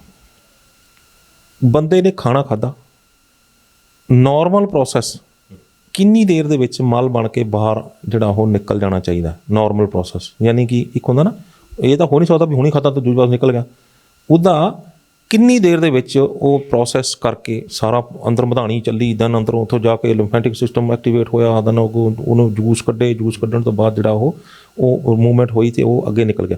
ਇਹ ਪ੍ਰੋਸੈਸ ਕਿੰਨੀ ਦੇਰ ਦਾ ਹੁੰਦਾ? ਜੇ ਇਹਦੇ ਵਿੱਚ ਹੁਣ ਆਪਾਂ ਜੰਕ ਫੂਡ ਵੀ ਐਡ ਕਰ ਦਈਏ, ਇਹਦੇ 'ਚ ਆਪਾਂ ਨੌਨ ਵੈਜ ਵੀ ਐਡ ਕਰ ਦਈਏ, ਆਪਾਂ ਦੂਜੇ ਵੀ ਕਰਦੇ, ਕਿਉਂਕਿ ਉਹ ਅਲੱਗ-ਅਲੱਗ, ਜਿਵੇਂ ਮੈਂ ਸੁਣਿਆ ਵੀ ਜਿਹੜਾ ਆਹ ਪਨੀਰ ਹੈ ਉਹ 48 ਘੰਟੇ ਜਿਹੜਾ ਉਹ ਹਜਮ ਹੋਣ ਨੂੰ ਲੱਗ ਜਾਂਦੇ ਨੇ, ਨੌਨ ਵੈਜ ਜਿਹੜੇ ਉਹ 72 ਘੰਟੇ ਲੱਗ ਜਾਂਦੇ ਨੇ। ਇਸ ਤਰ੍ਹਾਂ ਕਿੰਨੀ ਦੇਰ ਦਾ ਪ੍ਰੋਸੈਸ ਹੁੰਦਾ ਜਿਹੜਾ ਬੋਡੀ ਦੇ ਅੰਦਰੋਂ ਜਿਹੜਾ ਮਲ ਬਣ ਕੇ ਬਾਹਰ ਨਿਕਲ ਜਾਏ? ਦੇਖੋ, ਜਨਰਲੀ ਅਗਰ ਆਪਾਂ ਗੱਲ ਕਰੀਏ ਤਾਂ 24 ਘੰਟੇ 'ਚ ਇੱਕ ਵਾਰ ਬੰਦੇ ਨੂੰ ਪਾਸ ਆਊਟ ਹੋਣਾ ਚਾਹੀਦਾ। ਉਹ ਪਾਸ ਆਊਟ ਤਾਂ ਹੋਣਾ ਚਾਹੀਦਾ, ਪਰ ਉਹ ਕੀ ਪਤਾ ਪਹਿਲਾਂ ਦਾ ਪਿਆ ਹੋਵੇ ਉਹ ਜਿਹੜਾ ਨਿਕਲ ਰਿਹਾ ਹੋਵੇ। ਲੇਕਿਨ ਮੈਂ ਇਹ ਕਹਿ ਰਿਹਾ ਵੀ ਹੁਣ ਖਾਧਾ, ਇਹ ਕਿੰਨੀ ਦੇਰ ਬਾਅਦ ਨਿਕਲ ਜਾਣਾ ਚਾਹੀਦਾ? ਮੈਂ ਉਹੀ ਗੱਲ ਕਹਿ ਰਿਹਾ, ਜੋ ਤੁਸੀਂ ਖਾ ਰਹੇ ਹੋ ਇਹ ਡਿਪੈਂਡ ਕਰਦਾ ਤੁਸੀਂ ਕੀ ਖਾ ਰਹੇ ਹੋ। ਹੁਣ ਜੇ ਤਾਂ ਉਹੀ ਗੱਲ ਆ ਗਈ ਨਾ, ਜੇ ਅਸੀਂ ਪਲਾਂਟ ਬੇਸਡ ਡਾਈਟ ਖਾਂਦੇ ਹਾਂ ਉਹ ਇਮੀਡੀਏਟਲੀ ਨਿਕਲਦੀ ਆ। ਪਲਾਂਟ ਬੇਸਡ ਡਾਈਟ ਜੋ ਵੀ ਹੈ ਉਹਦੇ ਵਿੱਚ ਉਹ ਬਲਕ ਫਾਰਮਿੰਗ ਸਟੂਲ ਆ, ਉਹ ਬਲਕ ਦੇ ਵਿੱਚ ਤੁਹਾਡਾ ਸਟੂਲ ਬਣਾਉਂਦੀ ਹੈ, ਅਤੇ ਉਹ ਈਜ਼ੀ ਹੁੰਦਾ ਪਾਸ ਆਊਟ ਕਰਨਾ, ਅਤੇ ਉਸ ਦੀ ਜਿਹੜੀ ਪਾਣੀ ਦੀ ਪਾਣੀ ਉਸ 'ਚੋਂ ਘੱਟ ਸੋਖਦੀ ਹੈ ਜਿਹੜੀ ਆਪਣੀ ਇੰਟੈਸਟਾਈਨ ਹੈ। ਹੁਣ ਇਸ ਦੇ ਕੰਪੈਰੇਟਿਵਲੀ ਜੇ ਆਪਾਂ ਗੱਲ ਕਰੀਏ ਤਾਂ ਐਨੀਮਲ ਫੂਡ ਹੈਗਾ ਆ, ਰੈੱਡ ਮੀਟ ਦੀ ਗੱਲ ਕਰੀਏ, ਉਹ ਤੁਹਾਡੀ ਇੰਟੈਸਟਾਈਨ 'ਚ 3 ਜਾਂ 4 ਦਿਨ ਤੱਕ ਵੀ ਪਿਆ ਰਹਿ ਸਕਦਾ। ਮੈਂ ਇਹੀ ਸਮਝਾਉਣਾ ਚਾਹ ਰਿਹਾ, ਪਬਲਿਕ ਦੇ ਮਨਾਂ ਦੇ ਵਿੱਚ ਇਹੀ ਪਾਉਣਾ ਚਾਹ ਰਿਹਾ, ਤੁਸੀਂ ਕੀ ਖਾ ਰਹੇ ਹੋ, ਉਹ ਕਿੰਨੀ ਦੇਰ ਤੱਕ ਅੰਦਰ ਪਿਆ ਰਹੇਗਾ, ਤੇ ਜਦੋਂ ਅੰਦਰ ਪਿਆ ਰਹੇਗਾ ਅੰਦਰ ਕੀ ਕਰੇਗਾ? ਹੁਣ ਜਿੱਦਾਂ ਰੈੱਡ ਮੀਟ ਹੈ ਉਹਦੇ ਵਿੱਚ ਫੈਟ ਕੰਟੈਂਟ ਬਹੁਤ ਜ਼ਿਆਦਾ ਹੁੰਦੀ ਹੈ, ਵਸਾ ਬਹੁਤ ਜ਼ਿਆਦਾ ਹੁੰਦੀ ਹੈਗੀ ਆ, ਤਾਂ ਉਹਨੂੰ ਤੁਹਾਡੇ ਸਰੀਰ ਨੂੰ ਬਚਾਉਣ ਲਈ 3 ਜਾਂ 4 ਦਿਨ ਵੀ ਲੱਗ ਜਾਂਦੇ ਹੈਗੇ। ਤਾਂ ਇਹੀ ਚੀਜ਼ ਹੈ, ਇਸ ਲਈ ਅਸੀਂ ਕਹਿੰਦੇ ਹਾਂ ਕਿ ਆਪਣੇ ਖਾਣੇ 'ਚ ਪਲਾਂਟ ਡਾਈਟ ਨੂੰ ਜ਼ਿਆਦਾ ਰੱਖੋ, ਫਾਈਬਰ ਡਾਈਟ ਨੂੰ ਜ਼ਿਆਦਾ ਰੱਖੋ, ਅਤੇ ਜਿੱਦਾਂ ਵੀ ਆਪਣਾ ਸੀਡੈਂਟਰੀ ਲਾਈਫ ਸਟਾਈਲ ਤੋਂ ਬਾਹਰ ਨਿਕਲੋ, ਥੋੜ੍ਹਾ ਫਿਜ਼ੀਕਲ ਐਕਟੀਵਿਟੀ ਵੀ ਰੱਖੋ। ਐਂਡ ਮੋਸਟਲੀ ਜਿੱਦਾਂ ਯੰਗਸਟਰ ਦੇ ਵਿੱਚ ਕੀ ਸਮੱਸਿਆ ਆ ਰਹੀ ਹੈਗੀ ਆ ਕਿ ਸਟਰੈਸ ਬਹੁਤ ਲੈ ਰਹੇ ਹੈਗੇ, ਆਪਣੇ ਸਟਰੈਸ ਕਾਰਨ ਵੀ ਇਹ ਸਮੱਸਿਆ ਬਹੁਤ ਵੱਧ ਰਹੀ ਆ। ਆਪਣਾ ਖੁਸ਼ ਰਹੋ ਅਤੇ ਆਪਣੀ ਜਿਹੜੀ ਵੀ ਡਾਈਟ ਹੈਗੀ ਆ ਉਸ ਦਾ ਬੜਾ ਧਿਆਨ ਰੱਖੋ। ਅਤੇ ਇੱਕ ਮੇਨ ਚੀਜ਼ ਜਿਹੜੀ ਕੰਸਰਨ ਵਾਲੀ ਮੈਂ ਦੱਸਣਾ ਚਾਹਾਂਗਾ, ਆਪਣੇ ਡਾਈਟ ਦਾ ਇੱਕ ਪਰਟੀਕੂਲਰ ਟਾਈਮ ਰੱਖੋ। ਆਪਣੀ ਬਾਡੀ ਕਲੌਕ ਦੇ ਹਿਸਾਬ ਨਾਲ ਚੱਲਦੀ ਆ ਜੀ। ਹੁਣ ਜੇ ਫਰਜ਼ ਕਰੋ ਜੇ ਕੋਈ ਕੌਨਸਟੀਪੇਸ਼ਨ ਤੋਂ ਪੀੜਿਤ ਹੈ, ਮੈਂ ਇੱਕ ਜਨਰਲ ਗੱਲ ਦੱਸਦਾ, ਉਸ ਨੂੰ ਠੀਕ ਹੋਣ ਲਈ ਕੀ ਕਰਨਾ ਪਏਗਾ ਬਿਨਾਂ ਕਿਸੇ ਦਵਾਈ ਦੇ ਅਗਰ ਠੀਕ ਹੋਣਾ, ਆਪਣੇ ਖਾਣ ਦਾ ਇੱਕ ਪਰਟੀਕੂਲਰ ਟਾਈਮ ਰੱਖ ਲਏ, ਬ੍ਰੇਕਫਾਸਟ ਦਾ, ਲੰਚ ਦਾ, ਡਿਨਰ ਦਾ। ਉਸ 1 ਘੰਟੇ ਦੇ ਲੈਪ ਦੇ ਵਿੱਚ ਹੀ ਉਸਨੇ ਉਹ ਸਾਰੀਆਂ ਚੀਜ਼ਾਂ ਖਾਣੀਆਂ ਨੇ। ਉਹਦੇ ਨਾਲ ਤੁਹਾਨੂੰ ਸ਼ੁਰੂਆਤ ਦੇ ਵਿੱਚ ਸ਼ਾਇਦ ਤੁਹਾਨੂੰ ਥੋੜ੍ਹਾ ਮੁਸ਼ਕਿਲ ਲੱਗੇ, ਪਰ ਇੱਕ ਟਾਈਮ ਤੋਂ ਬਾਅਦ ਤੁਹਾਨੂੰ ਉਸੇ ਟਾਈਮ 'ਤੇ ਭੁੱਖ ਲੱਗਣੀ ਸ਼ੁਰੂ ਹੋ ਜਾਏਗੀ। ਅਸੀਂ ਯੰਗਸਟਰਸ ਆਪਣੇ ਕੰਮ ਦੇ ਵਿੱਚ ਇੰਨੇ ਵਿਅਸਤ ਹੋ ਜਾਂਦੇ ਹਾਂ, ਸਵੇਰ ਦਾ ਪਤਾ ਨਹੀਂ ਹੁੰਦਾ ਕਦੋਂ ਖਾਣਾ, ਰਾਤ ਦਾ ਪਤਾ ਨਹੀਂ ਹੁੰਦਾ, ਕੋਈ ਨਾਈਟ ਸ਼ਿਫਟ 'ਤੇ ਆ, ਉਹਦੇ ਨਾਲ ਤੁਹਾਡੀ ਜਿਹੜੀ ਬਾਡੀ ਕਲੌਕ ਹੈ ਇਹ ਡਿਸਟਰਬ ਹੋ ਜਾਂਦੀ ਹੈ। ਹੁਣ ਜਦ ਤੁਹਾਡੇ ਖਾਣ ਦਾ ਪਤਾ ਨਹੀਂ, ਫਿਰ ਤੁਹਾਡੇ ਪਾਸ ਆਊਟ ਮਲ ਤਿਆਗਣ ਦਾ ਵੀ ਕੋਈ ਟਾਈਮ ਨਹੀਂ ਰਿਹਾ। ਤੇ ਇਸੇ ਤਰ੍ਹਾਂ ਨਾਲ ਜਿਸ ਤਰ੍ਹਾਂ ਨਾਲ ਮੈਂ ਤੁਹਾਨੂੰ ਦੱਸਿਆ ਕਿ ਖਾਣ ਦਾ ਇੱਕ ਪਰਟੀਕੂਲਰ ਟਾਈਮ ਰੱਖਣਾ ਹੈਗਾ, ਉਸੇ ਤਰ੍ਹਾਂ ਨਾਲ ਸਟੂਲ ਪਾਸ ਕਰਨ ਦਾ ਵੀ ਟਾਈਮ ਰੱਖਣਾ ਹੈਗਾ। ਵੀ ਤੁਸੀਂ ਸਵੇਰੇ ਉੱਠਦੇ ਹੋ, ਗਰਮ ਪਾਣੀ ਪੀਓ, ਇੱਕ ਪਰਟੀਕੂਲਰ ਟਾਈਮ ਤੇ ਬੈਠੋ, ਜੇ ਨਹੀਂ ਵੀ ਆ ਰਿਹਾ ਉਸ ਟਾਈਮ ਬੈਠੋ, ਕੁਝ ਸਮੇਂ ਬਾਅਦ ਤੁਹਾਡੀ ਬਾਡੀ ਆਪਣੇ ਆਪ ਰਿਸਪੌਂਡ ਕਰਨਾ ਸ਼ੁਰੂ ਕਰੇਗੀ ਤੇ ਉਸ ਟਾਈਮ ਤੇ ਤੁਹਾਨੂੰ ਆਟੋਮੈਟਿਕਲੀ ਸਟੂਲ ਪਾਸ ਆ ਜਾਏਗਾ, ਬਿਨਾਂ ਕਿਸੇ ਸਟ੍ਰੇਨ ਦੇ, ਬਿਨਾਂ ਕਿਸੇ ਪਰੇਸ਼ਾਨੀ ਦੇ। ਇੱਕ ਚੀਜ਼ ਇਹ ਦੱਸੋ, ਮੈਂ ਬਹੁਤ ਸਾਰੀ ਜਗ੍ਹਾ ਤੇ ਸੁਣਿਆ ਵੀ ਹੈ ਤੇ ਕਿਤੇ ਕਿਤੇ ਪੜ੍ਹਿਆ ਵੀ ਹੈਗਾ ਕਿ ਬਾਡੀ ਦਾ ਜਿੰਨਾ ਵੀ ਸਟੂਲ ਹੈਗਾ ਉਹ ਸਾਰਾ ਦਾ ਸਾਰਾ ਇੱਕ ਵਾਰ ਦੇ ਵਿੱਚ ਨਹੀਂ ਨਿਕਲ ਜਾਂਦਾ। ਉਹ ਬਾਡੀ ਦੇ ਅੰਦਰ ਜਿਹੜੀ ਰੈਕਟਮ ਹੈਗੀ ਆ, ਉਹਦੇ ਅੰਦਰ ਰਿੰਗ ਬਣਿਆ ਹੁੰਦਾ, ਰਿੰਗ ਦੇ ਰੂਪ ਦੇ ਵਿੱਚ ਉਹ ਸੁਣਿਆ ਮੈਂ, ਜੋ ਵੀ ਅੰਦਰ ਆਉਂਦਾ ਉਹਦੇ ਵਿੱਚ ਜਿਹੜਾ ਉਹ ਸਟੂਲ ਜਿਹੜਾ ਉਹ ਰਹਿ ਜਾਂਦਾ ਕਿਤੇ ਨਾ ਕਿਤੇ। ਉਹਨੂੰ ਕਹਿੰਦੇ ਨੇ ਵੀ ਕਈ ਚਿਰ ਦਾ ਜਿਹੜਾ ਸਟੂਲ ਅੰਦਰ ਫਸਿਆ ਹੋਇਆ ਸੀ, ਇਹ ਚੀਜ਼ ਜਿਹੜੀ ਹੈ, ਕਿਉਂਕਿ ਸਟੂਲ ਤਾਂ ਉਹ ਪਾਸ ਕਰ ਰਿਹਾ, ਸਟੂਲ ਅੰਦਰ ਕਈ ਚਿਰ ਦਾ ਅੰਦਰ ਫਸਿਆ ਹੋਇਆ ਸੀ। ਤੇ ਇਹਨੂੰ, ਇਸ ਚੀਜ਼ ਨੂੰ ਪਹਿਲਾਂ ਤਾਂ ਤੁਸੀਂ ਇਹਨੂੰ ਡਿਫਾਈਨ ਕਰੋ ਵੀ ਇਹ ਸੱਚ ਹੈ, ਤੇ ਫਿਰ ਅੱਗੋਂ ਆਪਾਂ ਆਵਾਂਗੇ ਕਿ ਜੇ ਇਹ ਸੱਚ ਹੈ ਤਾਂ ਫਿਰ ਇਹਦਾ ਇਲਾਜ ਕੀ ਹੈ, ਕਿ ਵਰਤ ਰੱਖਣ ਵੀ ਇਹਦਾ ਇਲਾਜ ਹੋ ਸਕਦਾ। ਦੇਖੋ, ਇਹ ਜਿਹੜੀ ਤੁਸੀਂ ਗੱਲ ਦੱਸੀ ਆ, ਇਹ ਬਹੁਤ ਮਤਲਬ ਜਿਹੜੇ ਕ੍ਰੋਨਿਕ ਕੌਨਸਟੀਪੇਸ਼ਨ ਦੇ ਕੇਸਿਸ ਹੈ ਉਹਨਾਂ ਦੇ ਵਿੱਚ ਇਹਨੂੰ ਆਯੁਰਵੇਦ ਦੇ ਵਿੱਚ ਆਮ ਕਿਹਾ ਜਾਂਦਾ ਹੈ। ਆਮ ਯਾਨੀ ਕਿ ਅਪੱਕਵ, ਯਾਨੀ ਕਿ ਕੱਚਾ ਅੰਨ, ਜਿਹੜਾ ਕਿ ਤੁਹਾਡੀ ਬਾਡੀ ਨੇ ਡਿਜੈਸਟ ਨਹੀਂ ਕੀਤਾ ਪਰ ਉੱਥੇ ਪਿਆ ਰਹਿ ਗਿਆ, ਨਾ ਉਹ ਬਾਹਰ ਨਿਕਲਿਆ, ਉਹ ਤੁਹਾਡੀ ਇੰਟੈਸਟਾਈਨ 'ਚ ਪਿਆ ਸੜ ਰਿਹਾ ਹੈ ਤੇ ਉੱਥੇ ਖੜ ਕੇ ਟੌਕਸਿਨਸ ਬਣਾ ਰਿਹਾ ਹੈ ਤੇ ਤੁਹਾਨੂੰ ਹੋਰ ਬਿਮਾਰੀਆਂ ਦਾ ਕਾਰਨ ਬਣ ਸਕਦਾ ਹੋ ਇਨ ਫਿਊਚਰ। ਹੁਣ ਕਈ ਕੇਸਿਸ ਦੇ ਵਿੱਚ ਇਹੀ ਅੱਗੇ ਨੂੰ ਗਠੀਏ ਦੀ ਫਾਰਮ ਦੇ ਵਿੱਚ ਚਲਾ ਜਾਂਦਾ, ਕਿਉਂਕਿ ਉਹ ਹੌਲੀ ਹੌਲੀ ਆਮ ਜਿਹੜਾ ਹੈ, ਇਸ ਲਈ ਉਸਨੂੰ ਆਮ ਬਾਤ ਕਹਿੰਦੇ ਆ, ਉਹੀ ਜਾ ਕੇ ਜੰਮ ਜਾਂਦਾ ਨਾ, ਉਹੀ ਜਾ ਕੇ ਜੰਮ ਜਾਂਦਾ। ਤਾਂ ਇਸੇ ਲਈ ਕਹਿੰਦੇ ਆ ਵੀ ਤੁਹਾਡਾ ਜਿਹੜਾ ਅੰਦਰ ਬਾਡੀ ਜਿਹੜਾ ਹੈਗਾ, ਤੁਹਾਡੀ ਬਾਲ ਮੂਵਮੈਂਟ ਨਾਰਮਲ ਹੋਣਾ ਬਹੁਤ ਜ਼ਰੂਰੀ ਹੈ। ਅਗਰ ਸਟੂਲ ਪਾਸ ਨਹੀਂ ਹੋ ਰਿਹਾ ਤਾਂ ਉਹਦੇ ਲਈ ਤੁਸੀਂ ਆਪਣੀ ਡਾਈਟ ਚੇਂਜਸ ਕਰੋ, ਤੇ ਅਗਰ ਨਹੀਂ ਹੋ ਰਿਹਾ ਤਾਂ ਫਿਰ ਅੱਗੇ ਕਿਸੇ ਆਯੁਰਵੈਦਿਕ ਡਾਕਟਰ ਦੀ ਸਲਾਹ ਲਓ ਤੇ ਉਹਦੇ ਨਾਲ ਉਹਦਾ ਟ੍ਰੀਟਮੈਂਟ ਕਰਾਓ, ਕਿਉਂਕਿ ਅਗਰ ਤੁਸੀਂ ਇਸ ਚੀਜ਼ ਨੂੰ ਇਗਨੋਰ ਕਰ ਰਹੇ ਹੋ ਤਾਂ ਇਹ ਤੁਹਾਨੂੰ ਲੇਟਰ ਔਨ ਤੁਹਾਨੂੰ ਕਿਸੇ ਵੱਡੀ ਗੰਭੀਰ ਸਮੱਸਿਆ ਵੱਲ ਲਿਜਾ ਸਕਦਾ। ਤੁਹਾਨੂੰ ਪਤਾ ਵੀ ਨਹੀਂ ਲੱਗੇਗਾ ਕਿ ਇੱਕ ਛੋਟੀ ਜਿਹੀ ਕੌਨਸਟੀਪੇਸ਼ਨ ਤੁਹਾਨੂੰ ਕਿੱਡੀ ਵੱਡੀ ਗੰਭੀਰ ਸਮੱਸਿਆ ਇਨ ਫਿਊਚਰ ਲਈ ਦੇ ਸਕਦੀ ਆ। ਕਿ ਇਹਦੇ ਅੱਜ ਹੁਣ ਆਪਾਂ ਕਰ ਰਹੇ ਹਾਂ, ਸਮੱਸਿਆ ਗੰਭੀਰ ਹੈ, ਇਹ ਸਾਰੇ ਦਰਸ਼ਕ ਜਿਹੜੇ ਉਹ ਥੋੜ੍ਹੇ ਬਹੁਤੇ ਡਰ ਵੀ ਗਏ ਹੋਣੇ, ਪਰ ਮਕਸਦ ਆਪਣਾ ਡਰਾਉਣਾ ਨਹੀਂ ਹੈਗਾ, ਆਪਾਂ ਉਹਨਾਂ ਨੂੰ ਇਹ ਸਮਝਾਉਣਾ ਵੀ ਆਪਾਂ ਕੀ ਕਰ ਰਹੇ ਹਾਂ ਤੇ ਆਪਾਂ ਉਹਨੂੰ ਜਿਹੜਾ ਕਿਵੇਂ ਠੀਕ ਕਰਨਾ ਹੈਗਾ। ਕੀ ਇਹਦਾ ਜਿਹੜਾ ਇੱਕ ਇਲਾਜ ਆਪਾਂ ਜਿਵੇਂ ਹੁਣ ਕਹਿੰਦੇ ਉੱਪਰ ਪਾਈ ਜਾ ਰਹੇ ਹਾਂ, ਲੱਕੜ ਪੱਥੀ ਜੋ ਆ ਰਿਹਾ ਅੰਦਰ ਸੁੱਡੀ ਜਾ ਰਹੇ ਹਾਂ, ਤੇ ਉਹ ਅੰਦਰ ਬੋਰੀ ਤਾਂ ਹੈ ਨਹੀਂ, ਅੰਦਰ ਹੈਗਾ ਅਮਾਸ਼ੇ ਤੇ ਅੰਤੜੀਆਂ ਹੈਗੀਆਂ ਨੇ। ਉਹਦੇ ਵਿੱਚ ਜਦੋਂ ਆਪਾਂ ਸੁੱਟੀ ਜਾਵਾਂਗੇ ਤੇ ਉਹ ਅੰਦਰ ਜਾ ਕੇ ਜੰਮਣਾ ਵੀ ਸ਼ੁਰੂ ਹੋ ਜਾਏਗਾ ਪੁੱਠਾ ਸਿੱਧਾ, ਜੋ ਕਿ ਜਿੰਨਾ ਘੱਟ ਖਾਵਾਂਗੇ ਉਨਾ ਉਹਨੂੰ ਪਾਸ ਆਊਟ ਕਰਨਾ ਸੌਖਾ ਹੋਏਗਾ, ਉਹਨੂੰ ਹਜ਼ਮ ਕਰਨਾ ਸੌਖਾ ਹੋਊਗਾ। ਕੀ ਇਹਦਾ ਇੱਕ ਜਿਹੜਾ ਇਲਾਜ ਇਹ ਵੀ ਹੋ ਸਕਦਾ ਕਿ ਆਪਾਂ ਇਸ ਨੂੰ ਹਫ਼ਤੇ 'ਚ ਇੱਕ ਦਿਨ ਜਿਹੜਾ ਆਪਾਂ ਵਰਤ ਰੱਖੀਏ, ਕੁਛ ਨਾ ਖਾਈਏ, ਜਾਂ ਗਰਮ ਪਾਣੀ, ਜਾਂ ਸਿਰਫ ਲਿਕੁਇਡ ਲਈਏ, ਜਾਂ ਫਰੂਟ ਲਈਏ, ਜਾਂ ਕੁਛ ਇਸ ਤਰ੍ਹਾਂ ਦਾ? ਬਿਲਕੁਲ, ਸਾਡੀ ਜੋ ਸੰਸਕ੍ਰਿਤੀ ਹੈ ਇਹਦੇ ਵਿੱਚ ਜਿਹੜਾ ਧਰਮ ਦੇ ਵਿੱਚ ਸਾਡੇ ਵਰਤ ਰੱਖਣੇ ਦੱਸੇ ਗਏ ਆ, ਇਹਨਾਂ ਦਾ ਧਾਰਮਿਕ ਐਂਗਲ ਦੇ ਨਾਲ ਵਿਗਿਆਨਿਕ ਐਂਗਲ ਵੀ ਬਿਲਕੁਲ ਬਹੁਤ ਮਹੱਤਵ ਰੱਖਦਾ ਹੈ। ਅਸੀਂ ਡੇਲੀ ਖਾਂਦੇ ਰਹਿੰਦੇ ਹਾਂ। ਦੇਖੋ, simple, our body is not a dustbin ਕਿ ਕੁਛ ਵੀ ਉਹਦੇ ਵਿੱਚ ਸੁੱਟਦੇ ਜਾਓ, ਜੈਸਾ ਆਹਾਰ ਵੈਸਾ ਵਿਹਾਰ, ਤੇ ਅੱਗੇ ਉੱਦਾਂ ਦਾ ਹੀ ਤੁਹਾਡਾ ਸਰੀਰ ਬਣ ਜਾਂਦਾ ਹੈਗਾ। ਤੇ ਜਿੱਦਾਂ ਤੁਸੀਂ ਦੱਸਿਆ ਕਿ ਹਾਂ ਵਰਤ ਰੱਖਣਾ, ਵਰਤ ਦੇ ਵਿੱਚ ਕੀ ਹੁੰਦਾ, ਸਾਡੀ ਬਾਡੀ ਇੱਕ ਤਰ੍ਹਾਂ ਨਾਲ ਰਿਲੈਕਸ ਕਰਦੀ ਆ। ਵਰਤ ਦੇ ਵਿੱਚ ਬਿਲਕੁਲ ਨਾ ਭੁੱਖੇ ਨਾ ਰਹਿ ਕੇ ਤੁਸੀਂ ਥੋੜਾ ਕੋਸਾ ਪਾਣੀ ਪੀ ਸਕਦੇ ਹੋ, ਉਹ ਤੁਹਾਨੂੰ ਅੰਦਰੋਂ ਡੀਟੌਕਸੀਫਾਈ ਕਰਦਾ। ਨਾਲ ਤੁਸੀਂ ਫਰੂਟ ਇਨਟੇਕ ਰੱਖ ਸਕਦੇ ਹੋ, ਉਸ ਦਿਨ ਸਲਾਦ ਲੈ ਸਕਦੇ ਹੋ, ਫਰੂਟ ਲੈ ਸਕਦੇ ਹੋ, ਜਾਂ ਫਿਰ ਕਿਸੇ ਵੀ ਫਾਰਮ ਦੇ ਵਿੱਚ ਤੁਸੀਂ ਇੱਦਾਂ ਸੂਪਸ ਲੈ ਸਕਦੇ ਹੋ। ਇਹ ਤੁਹਾਨੂੰ ਨਾਰੀਅਲ ਪਾਣੀ ਲੈ ਸਕਦੇ, ਇਹ ਤੁਹਾਨੂੰ ਅੰਦਰੋਂ ਕਲੀਨ ਕਰਦੇ ਹੈਗੇ ਆ। ਐਂਡ ਇਹ ਜਿਹੜੀਆਂ ਚੀਜ਼ਾਂ ਨੇ ਇਹ ਤੁਹਾਡੇ ਲਈ ਡਾਈਜੈਸਟ ਕਰਨਾ ਸੌਖੀਆਂ, ਤੇ ਇਹਦੇ ਨਾਲ ਤੁਹਾਡੀ ਜਿਹੜੀ ਪੇਟ ਦੀ ਜਿਹੜੀ ਡਾਈਜੈਸ਼ਨ ਦੀ ਜੋ ਪ੍ਰਣਾਲੀ ਹੈਗੀ ਸਰੀਰਕ, ਉਹਨੂੰ ਇੱਕ ਦਿਨ ਲਈ ਰੈਸਟ ਵੀ ਮਿਲ ਜਾਂਦੀ ਹੈਗੀ। ਜਿਹੜਾ ਪਹਿਲਾਂ ਵਾਲਾ ਫਸਿਆ ਹੋਏਗਾ ਉਹਨੂੰ ਵੀ ਖਿੱਚ ਕੇ ਲੈ ਜਾਓ। ਬਿਲਕੁਲ, ਤੇ ਤੁਹਾਨੂੰ ਆਪ ਬਹੁਤ ਹਲਕਾ ਮਹਿਸੂਸ ਕਰੇਗਾ। ਹੁਣ ਤੁਸੀਂ ਜਿੰਨੇ ਵੀ ਕੌਨਸਟੀਪੇਸ਼ਨ ਦੇ ਮਰੀਜ਼ ਦੇਖਣਾ, ਉਹਨਾਂ 'ਚ ਇੱਕ ਚੀਜ਼ ਹੁੰਦੀ, ਉਹ ਕਹਿੰਦੇ ਜੀ ਸਾਡਾ ਸਿਰ ਭਾਰੀ ਰਹਿੰਦਾ ਹੈਗਾ, ਗੈਸ ਬਣਦੀ ਹੈ, ਉੱਪਰ ਚੜ੍ਹਦੀ ਹੈ, ਖਾਣਾ ਹਜ਼ਮ ਨਹੀਂ ਹੁੰਦਾ, ਇੱਥੇ ਜਲਨ ਹੁੰਦੀ ਰਹਿੰਦੀ ਹੈਗੀ ਆ। ਤਾਂ ਉਹਨਾਂ ਨੂੰ ਮੈਂ ਕਹਾਂਗਾ ਹਫ਼ਤੇ 'ਚ ਇੱਕ ਦਿਨ ਫਾਸਟਿੰਗ ਰੱਖ ਲੈਣ, ਫਾਸਟ ਰੱਖਿਆ ਕਰਨ, ਤੇ ਉਸ ਦਿਨ ਤੁਸੀਂ ਲਾਈਟ ਫੂਡ ਖਾਓ, ਮਤਲਬ ਫਰੂਟਸ ਖਾਓ ਤੇ ਗਰਮ ਪਾਣੀ ਪੀਓ, ਤੇ ਇਹ ਚੀਜ਼ਾਂ ਨਾਲ ਆਪਣੀ ਬਾਡੀ ਨੂੰ ਡੀਟੌਕਸ ਕਰੋ, ਆਪਣਾ ਯੋਗਾ ਕਰੋ, ਕੋਈ ਨਾ ਕੋਈ ਮੈਡੀਟੇਸ਼ਨ ਵਗੈਰਾ, ਜਾਂ ਤੁਸੀਂ ਆਪਣਾ ਕੋਈ ਵੀ ਐਕਸਰਸਾਈਜ਼ ਵਗੈਰਾ ਕਰੋ, ਤਾਂ ਇਹਦੇ ਨਾਲ ਤੁਸੀਂ ਇਸ ਚੀਜ਼ ਤੋਂ ਬਾਹਰ ਆ ਸਕਦੇ ਹੋ। ਹੁਣ ਇਹ ਬੰਦੇ ਨੂੰ ਕਬਜ਼ ਹੋ ਗਈ, ਗਠੀਏ ਵਾਲੀ ਗੱਲ ਤਾਂ ਆਪਾਂ ਕਰ ਹੀ ਦਿੱਤੀ, ਹੋਰ ਕਿਹੜੀਆਂ ਬਿਮਾਰੀਆਂ ਨੂੰ ਜਨਮ ਦਿੰਦੀ ਹੈ ਕਬਜ਼ ਜਿਹੜੀ ਹੈ ਉਹ? ਹੋਰ ਕਿਉਂਕਿ ਬਹੁਤ ਸਾਰੀਆਂ ਬਿਮਾਰੀਆਂ ਦੀ, ਜੇ ਆਪਾਂ ਬਿਮਾਰੀਆਂ ਦੀ ਮਾਂ ਕਹਿ ਦਈਏ ਕਬਜ਼, ਤਾਂ ਉਹਦੇ 'ਚ ਕੋਈ ਅਤਕਥ ਨਹੀਂ। ਬਿਲਕੁਲ, ਕਬਜ਼ ਦੇ ਨਾਲ ਕੀ ਹੈ, ਜਿੱਦਾਂ ਤੁਸੀਂ ਆਪਾਂ ਦੱਸਿਆ ਕਿ ਜਦ ਸ਼ੁਰੂਆਤੀ ਤੌਰ ਤੇ ਤਾਂ ਤੁਹਾਨੂੰ ਇਹ ਥੋੜੀ ਦੇਰ ਲਈ ਪਰੇਸ਼ਾਨ ਕਰਦੀ ਹੈ, ਪਰ ਜਦੋਂ ਇਹ ਬਹੁਤ ਪੁਰਾਣੀ ਹੋ ਜਾਂਦੀ ਹੈ ਤਾਂ ਤੁਹਾਨੂੰ ਲੇਟਰ ਔਨ ਦੇਖੋ ਬਵਾਸੀਰ ਦੇ ਵਿੱਚ ਤਬਦੀਲ ਹੋ ਸਕਦੀ ਹੈ, ਜੋ ਕਿ ਬਹੁਤ ਪੇਨਫੁਲ ਕੰਡੀਸ਼ਨ ਹੈ। ਬਲੱਡ ਵੀ ਜਾਂਦਾ ਬਿਲਕੁਲ ਖੂਨ ਵੀ ਨਿਕਲਦਾ ਹੈ ਤੇ ਨਾ ਕਿਹਾ ਜਾਂਦਾ ਨਾ ਬੰਦੇ ਤੋਂ ਸਿਹਾ ਜਾਂਦਾ, ਬਹੁਤ ਪਰੇਸ਼ਾਨੀ ਵਾਲੀ ਸਿੰਪਟਮ ਹੈ। ਫਿਸ਼ਰ ਹੋ ਸਕਦੇ ਆ, ਉਹਦੇ ਵਿੱਚ ਫਿਸ਼ਰ ਸਿੰਪਲ ਕਹਾਂ ਤਾਂ ਗੁੱਦਦੁਆਰ ਦੇ ਉੱਤੇ ਜ਼ਖਮ ਹੋ ਜਾਣਾ, ਠੀਕ ਹੈ, ਜਿਸ 'ਚ ਬੰਦਾ ਟਾਇਲਟ ਪਾਸ ਕਰਨ ਤੋਂ ਡਰਦਾ, ਬੇਸਿਕਲੀ ਪੇਨ ਹੁੰਦੀ ਆ, ਤੇ ਫਿਸਚੂਲਾ ਵੀ ਬਣ ਸਕਦਾ। ਤੇ ਜੇ ਤੁਸੀਂ ਜੇ ਬਵਾਸੀਰ ਕਰੋਨਿਕ ਰਹੇ, ਉਹਦੇ ਨਾਲ ਜਿਵੇਂ ਆਮ ਅੰਦਰ ਰਹਿਣਾ, ਇੰਡਾਈਜੈਸ਼ਨ ਹੋਣਾ, ਉਹਨੂੰ ਕੋਈ ਖਾਣਾ ਹਜ਼ਮ ਹੀ ਨਹੀਂ ਹੋਏਗਾ। ਜੇ ਹਜ਼ਮ ਮਤਲਬ ਜੇ ਕੁਝ ਖਾਂਦਾ ਵੀ ਆ, ਉਹ ਬੰਦੇ ਕਹਿੰਦੇ ਸਾਡੇ ਸਰੀਰ ਨੂੰ ਲੱਗ ਹੀ ਨਹੀਂ ਰਿਹਾ। ਪਹਿਲੀ ਗੱਲ ਤਾਂ ਭੁੱਖ ਹੀ ਨਹੀਂ ਲੱਗੇਗੀ, ਕਿਉਂਕਿ ਅੰਦਰ ਗੈਸ ਬਣ ਰਹੀ ਹੈ। ਬਿਲਕੁਲ ਭੁੱਖ ਨਾ ਲੱਗਣਾ, ਤੇ ਜੋ ਖਾ ਵੀ ਲਿਆ ਕੁਛ ਤਾਂ ਉਹ ਹਜ਼ਮ ਨਾ ਹੋਣਾ, ਤੇ ਇੰਡਾਈਜੈਸ਼ਨ ਕਰਕੇ ਜਦ ਤੁਹਾਡੀ ਬਾਡੀ ਨੂੰ ਕੁਝ ਲੱਗੇਗਾ ਹੀ ਨਹੀਂ ਤਾਂ ਤੁਹਾਨੂੰ ਵੀਕਨੈਸ ਆ ਸਕਦੀ ਹੈਗੀ ਆ, ਜਾਂ ਤੁਹਾਨੂੰ ਅੱਗੇ ਲੀਵਰ ਦੇ ਰੋਗ ਵੀ ਹੋ ਸਕਦੇ ਹੈਗੇ ਆ, ਜਾਂ ਕਿਸੇ ਤਰ੍ਹਾਂ ਨਾਲ ਹੋਰ ਵੀ ਸਮੱਸਿਆਵਾਂ ਹੋ ਸਕਦੀਆਂ ਨੇ। ਤਾਂ ਜਿੰਨਾ ਵੀ ਤੁਹਾਡੇ ਇਹ ਸਮੱਸਿਆਵਾਂ ਨੇ, ਇਹਨਾਂ ਦਾ ਮੇਨ ਹੈ ਵੀ ਤੁਹਾਡਾ ਪੇਟ ਸਹੀ ਹੋਣਾ ਚਾਹੀਦਾ ਹੈਗਾ। ਤਾਂ ਜੋ ਵੀ ਤੁਸੀਂ ਖਾਓ ਉਹ ਵਧੀਆ ਖਾਓ, ਤੇ ਤੁਹਾਡੀ ਪ੍ਰਣਾਲੀ ਠੀਕ ਰਹੇ, ਤੇ ਤੁਹਾਨੂੰ ਕਬਜ਼ ਵਗੈਰਾ ਨਾ ਹੋਵੇ। ਕਬਜ਼ ਜਿਹੜੀ ਆ ਉਹ ਮੈਂ ਬਹੁਤ ਸੁਣਿਆ ਹੈਗਾ ਕਿ ਕਬਜ਼ ਦੇ ਨਾਲ ਜਿਹੜਾ ਐਲੋਪੈਥੀ ਦੇ ਵਿੱਚ ਜਾਂ ਹੋਰ ਮਾਡਰਨ ਮੈਡੀਸਨ ਦੇ ਵਿੱਚ ਜਿਹੜਾ ਬਹੁਤ ਸਾਰੇ ਦਵਾਈਆਂ ਜਿਹੜੀਆਂ ਮੈਂ ਦੇਖੀਆਂ ਹੈਗੀਆਂ ਨੇ, ਪਰ ਮੈਂ ਅਕਸਰ ਦੇਖਦਾ ਹੁੰਦਾ ਕਿ ਕਬਜ਼ ਜਿਹੜੀ ਆ ਉਹਦਾ ਇਲਾਜ ਜਿਹੜਾ ਜੇਕਰ ਆਪਾਂ ਆਯੁਰਵੇਦ ਦੇ ਵਿੱਚ ਦੇਖੀਏ ਤਾਂ ਉਹ ਬੈਸਟ ਇਲਾਜ ਮੰਨਿਆ ਜਾਂਦਾ ਹੈਗਾ। ਬਹੁਤ ਸਾਰੀਆਂ ਫੱਕੀਆਂ ਵੀ ਦੇਖੀਆਂ ਨੇ ਵੀ ਜਿਹੜੀਆਂ ਕਬਜ਼ ਦੇ ਰੂਪ ਦੇ ਵਿੱਚ ਜਿਹੜੀਆਂ ਉਹ ਦਿੱਤੀਆਂ ਜਾਂਦੀਆਂ ਨੇ, ਬਹੁਤ ਸਾਰੀਆਂ ਦਵਾਈਆਂ ਵੀ ਜਿਹੜੀਆਂ ਨੇ ਉਹ ਕਬਜ਼ ਦੇ ਰੂਪ ਦੇ ਵਿੱਚ ਦਿੱਤੀਆਂ ਜਾਂਦੀਆਂ ਨੇ। ਦਵਾਈਆਂ ਅਤੇ ਫੱਕੀਆਂ ਦੇ ਬਾਅਦ ਚਾਹਾਂਗੇ, ਕੋਈ ਘਰੇਲੂ ਇਲਾਜ ਪਹਿਲਾਂ ਦੱਸੋ ਤਾਂ ਕਿ ਦਰਸ਼ਕ ਜਿਹੜੇ ਨੇ ਉਹ ਆਪਾਂ ਘਰੇ ਬੈਠੇ ਹੀ, ਤੇ ਜਿਹੜੇ ਨਹੀਂ ਹਿੱਲਣਾ ਚਾਹੁੰਦੇ ਫਿਰ ਆਪਾਂ ਉਹਨਾਂ ਵਾਸਤੇ ਵੀ ਗੱਲ ਕਰਾਂਗੇ। ਜੀ ਦੇਖੋ, ਜੇ ਕਿਸੇ ਨੂੰ ਕੌਨਸਟੀਪੇਸ਼ਨ ਰਹਿ ਰਹੀ ਆ ਬਹੁਤ ਜ਼ਿਆਦਾ, ਤਾਂ ਮੈਂ ਸਿੰਪਲੀ ਪਹਿਲਾਂ ਦੱਸਾਂਗਾ ਕਿ ਆਪਣੇ ਲਾਈਫ ਸਟਾਈਲ ਚੇਂਜਸ ਕਰੋ। ਆਪਣੀ ਪਹਿਲਾਂ ਬਾਡੀ ਦੀ ਕਲੌਕ ਬਣਾਓ ਇੱਕ ਤਾਂ, ਠੀਕ ਹੈ ਜੀ। ਆਪਣੇ ਖਾਣ ਪੀਣ ਦਾ ਬ੍ਰੇਕਫਾਸਟ, ਲੰਚ, ਡਿਨਰ ਦਾ ਇੱਕ ਪਾਰਟੀਕੂਲਰ ਟਾਈਮ ਰੱਖ ਲਓ ਕਿ ਤੁਸੀਂ ਇਸ ਟਾਈਮ ਤੇ ਖਾਣਾ ਖਾਣਾ ਹੀ ਹੈ, ਤੇ ਉਸ ਖਾਣੇ ਦੇ ਵਿੱਚ ਆਪਣੇ fruits, salad, fibre content high ਰੱਖੋ।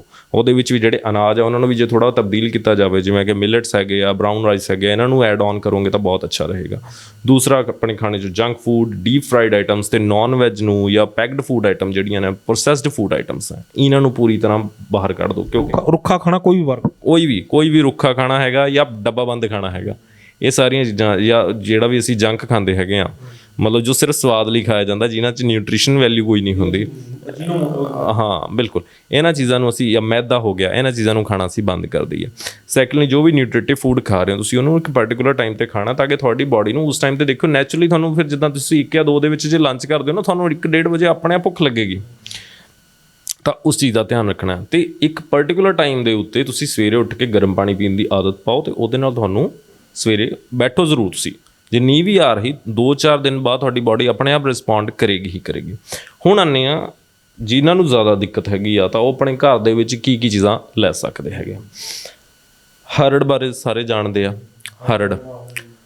ਹਰੜ ਜਿਹੜੀ ਹੈ, ਸਿੰਗਲ ਡਰੱਗ ਦੀ ਗੱਲ ਕਰਾਂ ਤਾਂ ਹਰੜ ਆਪਣੇ ਆਸ-ਪਾਸ ਮਿਲ ਜਾਂਦੀ ਹੈ। ਕਿਸੇ ਅੱਛੀ ਫਾਰਮ ਦੇ ਵਿੱਚ ਲਓ, ਸਾਫ਼ ਫਾਰਮ ਦੇ ਵਿੱਚ ਲਓ, ਤਾਂ ਤੁਸੀਂ ਹਰੜ ਨੂੰ ਦੇਸੀ ਘੀ ਦੇ ਵਿੱਚ ਭੁੰਨ ਕੇ ਵੀ ਲੈ ਸਕਦੇ ਹੋ। ਉੱਤੋਂ ਗਰਮ ਪਾਣੀ, ਮਤਲਬ 1 ਜਾਂ 2 ਚਮਚ ਦੀ ਮਾਤਰਾ ਦੇ ਵਿੱਚ ਡੇਲੀ ਲੈ ਸਕਦੇ ਹੋ। ਹਾਂ, ਰਾਤ ਨੂੰ ਸੌਣ ਲੱਗਿਆ ਤੁਸੀਂ ਗਰਮ ਪਾਣੀ, ਮੈਂ ਕਹਿ ਰਿਹਾ ਗਰਮ ਪਾਣੀ ਦੇ ਨਾਲ ਤੁਸੀਂ ਲੈ ਸਕਦੇ ਹੋ, ਤੇ ਇਹ ਤੁਹਾਨੂੰ ਕੌਨਸਟੀਪੇਸ਼ਨ ਰਿਲੀਵ ਕਰ ਸਕਦੀ ਹੈ। ਹਰੜ ਤੋਂ ਇਲਾਵਾ ਕਾਲੀ ਨਿਸ਼ੋਥ, ਇਹ ਤੁਹਾਨੂੰ ਆਪਣੇ ਲੋਕਲ ਜੇ ਕੋਈ ਆਯੁਰਵੈਦਿਕ ਮੈਡੀਸਿਨਸ ਦਾ ਕੋਈ ਹੋਵੇ ਤਾਂ ਉੱਥੋਂ ਮਿਲ ਸਕਦੇ। ਕਾਲੀ ਨਿਸ਼ੋਥ ਇੱਕ ਹਰਬ ਹੈ, ਹਾਂਜੀ, ਕਾਲੀ ਨਿਸ਼ੋਥ ਤੁਸੀਂ ਲੈ ਸਕਦੇ ਹੋ, ਉਹ ਵੀ ਤੁਸੀਂ 1 ਅੱਧਾ ਚਮਚ ਦੀ ਫਾਰਮ ਦੇ ਵਿੱਚ ਲੈ ਸਕਦੇ ਹੋ। ਇਹ ਜਿਹੜੀਆਂ ਬਿਗਨਰਸ ਵਾਲੀ ਕੌਨਸਟੀਪੇਸ਼ਨ ਹੈ ਨਾ, ਉਹਦੇ ਲਈ ਦੱਸ ਰਿਹਾ ਮੈਂ, ਇਹ ਲੈ ਸਕਦੇ ਆ। ਜਾਂ ਤ੍ਰਿਫਲਾ ਲੈ ਸਕਦੇ ਹੋ। ਇਸਬਗੋਲ ਵੀ ਇੱਕ ਅੱਛੀ ਆਪਸ਼ਨ ਹੈਗੀ ਆ, ਬਟ ਇਸਬਗੋਲ ਨਾਲ ਜੇ ਤੁਹਾਡਾ ਇਮੀਡੀਏਟਲੀ ਰਿਲੀਫ ਆ ਗਿਆ ਠੀਕ ਹੈ, ਬਟ ਉਹਨੂੰ ਬਹੁਤ ਦੇਰ ਤੱਕ ਨਾ ਲਓ, ਕਿਉਂਕਿ ਬਾਅਦ ਦੇ ਵਿੱਚ ਨਾ ਇਹ ਤੁਹਾਨੂੰ ਭੁੱਖ ਨਾ ਲੱਗਣ ਦੀ ਸਮੱਸਿਆ ਹੋ ਜਾਂਦੀ, ਇਸ ਕਰਕੇ ਇਸਬਗੋਲ ਬਹੁਤ ਜ਼ਿਆਦਾ ਲੰਬੇ ਸਮੇਂ ਤੱਕ ਨਾ ਲੈਣਾ। चंडीगढ़ में भारत का पहला इंटीग्रेटेड मेडिकल साइंसेज का हॉस्पिटल शुरू किया गया है, जिसका नाम हिम्स रखा गया है, hospital and institute of integrated medical sciences, जहां एलोपैथी, आयुर्वेद, होम्योपैथी, नेचुरोपैथी सब एक ही साथ पेशेंट को ठीक करने के उद्देश्य से काम करती है सारी पैथी। इसमें डॉक्टर विश्वरूप राय चौधरी, डॉक्टर अमर सिंह आजाद, डॉक्टर अवधेश पांडे, आचार्य मनीष, डॉक्टर खादर फली, और इन सब की पूरी नॉलेज, ट्रेनिंग और एजुकेशन को यूज किया जा रहा है। लीवर फेल हो, किडनी खराब हो, हार्ट की प्रॉब्लम हो, जोड़ों का दर्द हो, ऑटो इम्यून डिजीज हो, स्टेज 4 कैंसर हो, कोई भी ऐसी बीमारी जो डॉक्टर ने आपको लाइलाज बताई हो, या आपको कोई ऑपरेशन बताया हो तो आप हिस हॉस्पिटल हिम्स में संपर्क कर सकते हैं और बीमारी की जड़ पर काम कर सकते हैं। रहना खाना पीना सब अरेंजमेंट है। 70 बेड का यह हॉस्पिटल भारत में अपनी तरह का एकमात्र ऐसा हॉस्पिटल है जहां पर पेशेंट को ठीक किया जाता है, पेशेंट को नॉलेज दी जाती है, पेशेंट को पढ़ाया जाता है, पेशेंट को एजुकेट किया जाता है कि कैसे आपको अपनी बीमारी से खुद ही लड़ना है, यानी कि अपना डॉक्टर खुद बनना है। Be your on doctor. तो आज जरूरत है ऐसे हिम्स के हॉस्पिटल और क्लिनिक्स की। अभी भारत में पटियाला में, जीरकपुर, चंडीगढ़, डेराबस्सी और दिल्ली में 14 क्लिनिक शुरू हो चुके हैं जहां पर सिर्फ खाना पीना और लाइफस्टाइल को ठीक करके बीमारियों को रिवर्स करना सिखाया जाता है। और एक हॉस्पिटल डेराबस्सी जो चंडीगढ़ में है वो शुरू हो चुका है। ये सब हिम्स के नाम से काम कर रहे हैं। तो अगर आप भी किसी गंभीर बीमारी से परेशान हैं तो जल्द संपर्क करें हिम्स हॉस्पिटल चंडीगढ़ में। ਅਗਰ ਠੀਕ ਹੋ ਗਏ ਠੀਕ ਹੈ, ਬੰਦ ਕਰ ਦਿਓ, ਨਹੀਂ ਤਾਂ ਫਿਰ ਉਸ ਤੋਂ ਬਾਅਦ ਕਿਤੇ ਤੁਸੀਂ ਕੰਸਲਟ ਕਰ ਸਕਦੇ ਹੋ। ਤੇ ਇਸ ਤੋਂ ਇਲਾਵਾ ਤੁਸੀਂ ਮਲੇਠੀ ਵੀ ਇੱਕ ਬਹੁਤ ਅੱਛੀ ਚੀਜ਼ ਹੈ, ਮਲੇਠੀ ਦਾ ਪਾਊਡਰ ਆਪਾਂ ਲੈ ਸਕਦੇ ਹਾਂ। ਉਹ ਵੀ ਤੁਹਾਨੂੰ ਇਮੀਡੀਏਟ ਜਿਹੜੀ ਬਿਗਨਰਸ ਦੀ ਕੌਂਸਟੀਪੇਸ਼ਨ ਹੁੰਦੀ ਆ ਉਹਦੇ ਵਿੱਚ ਰਿਲੀਫ ਦਿੰਦਾ ਹੈ।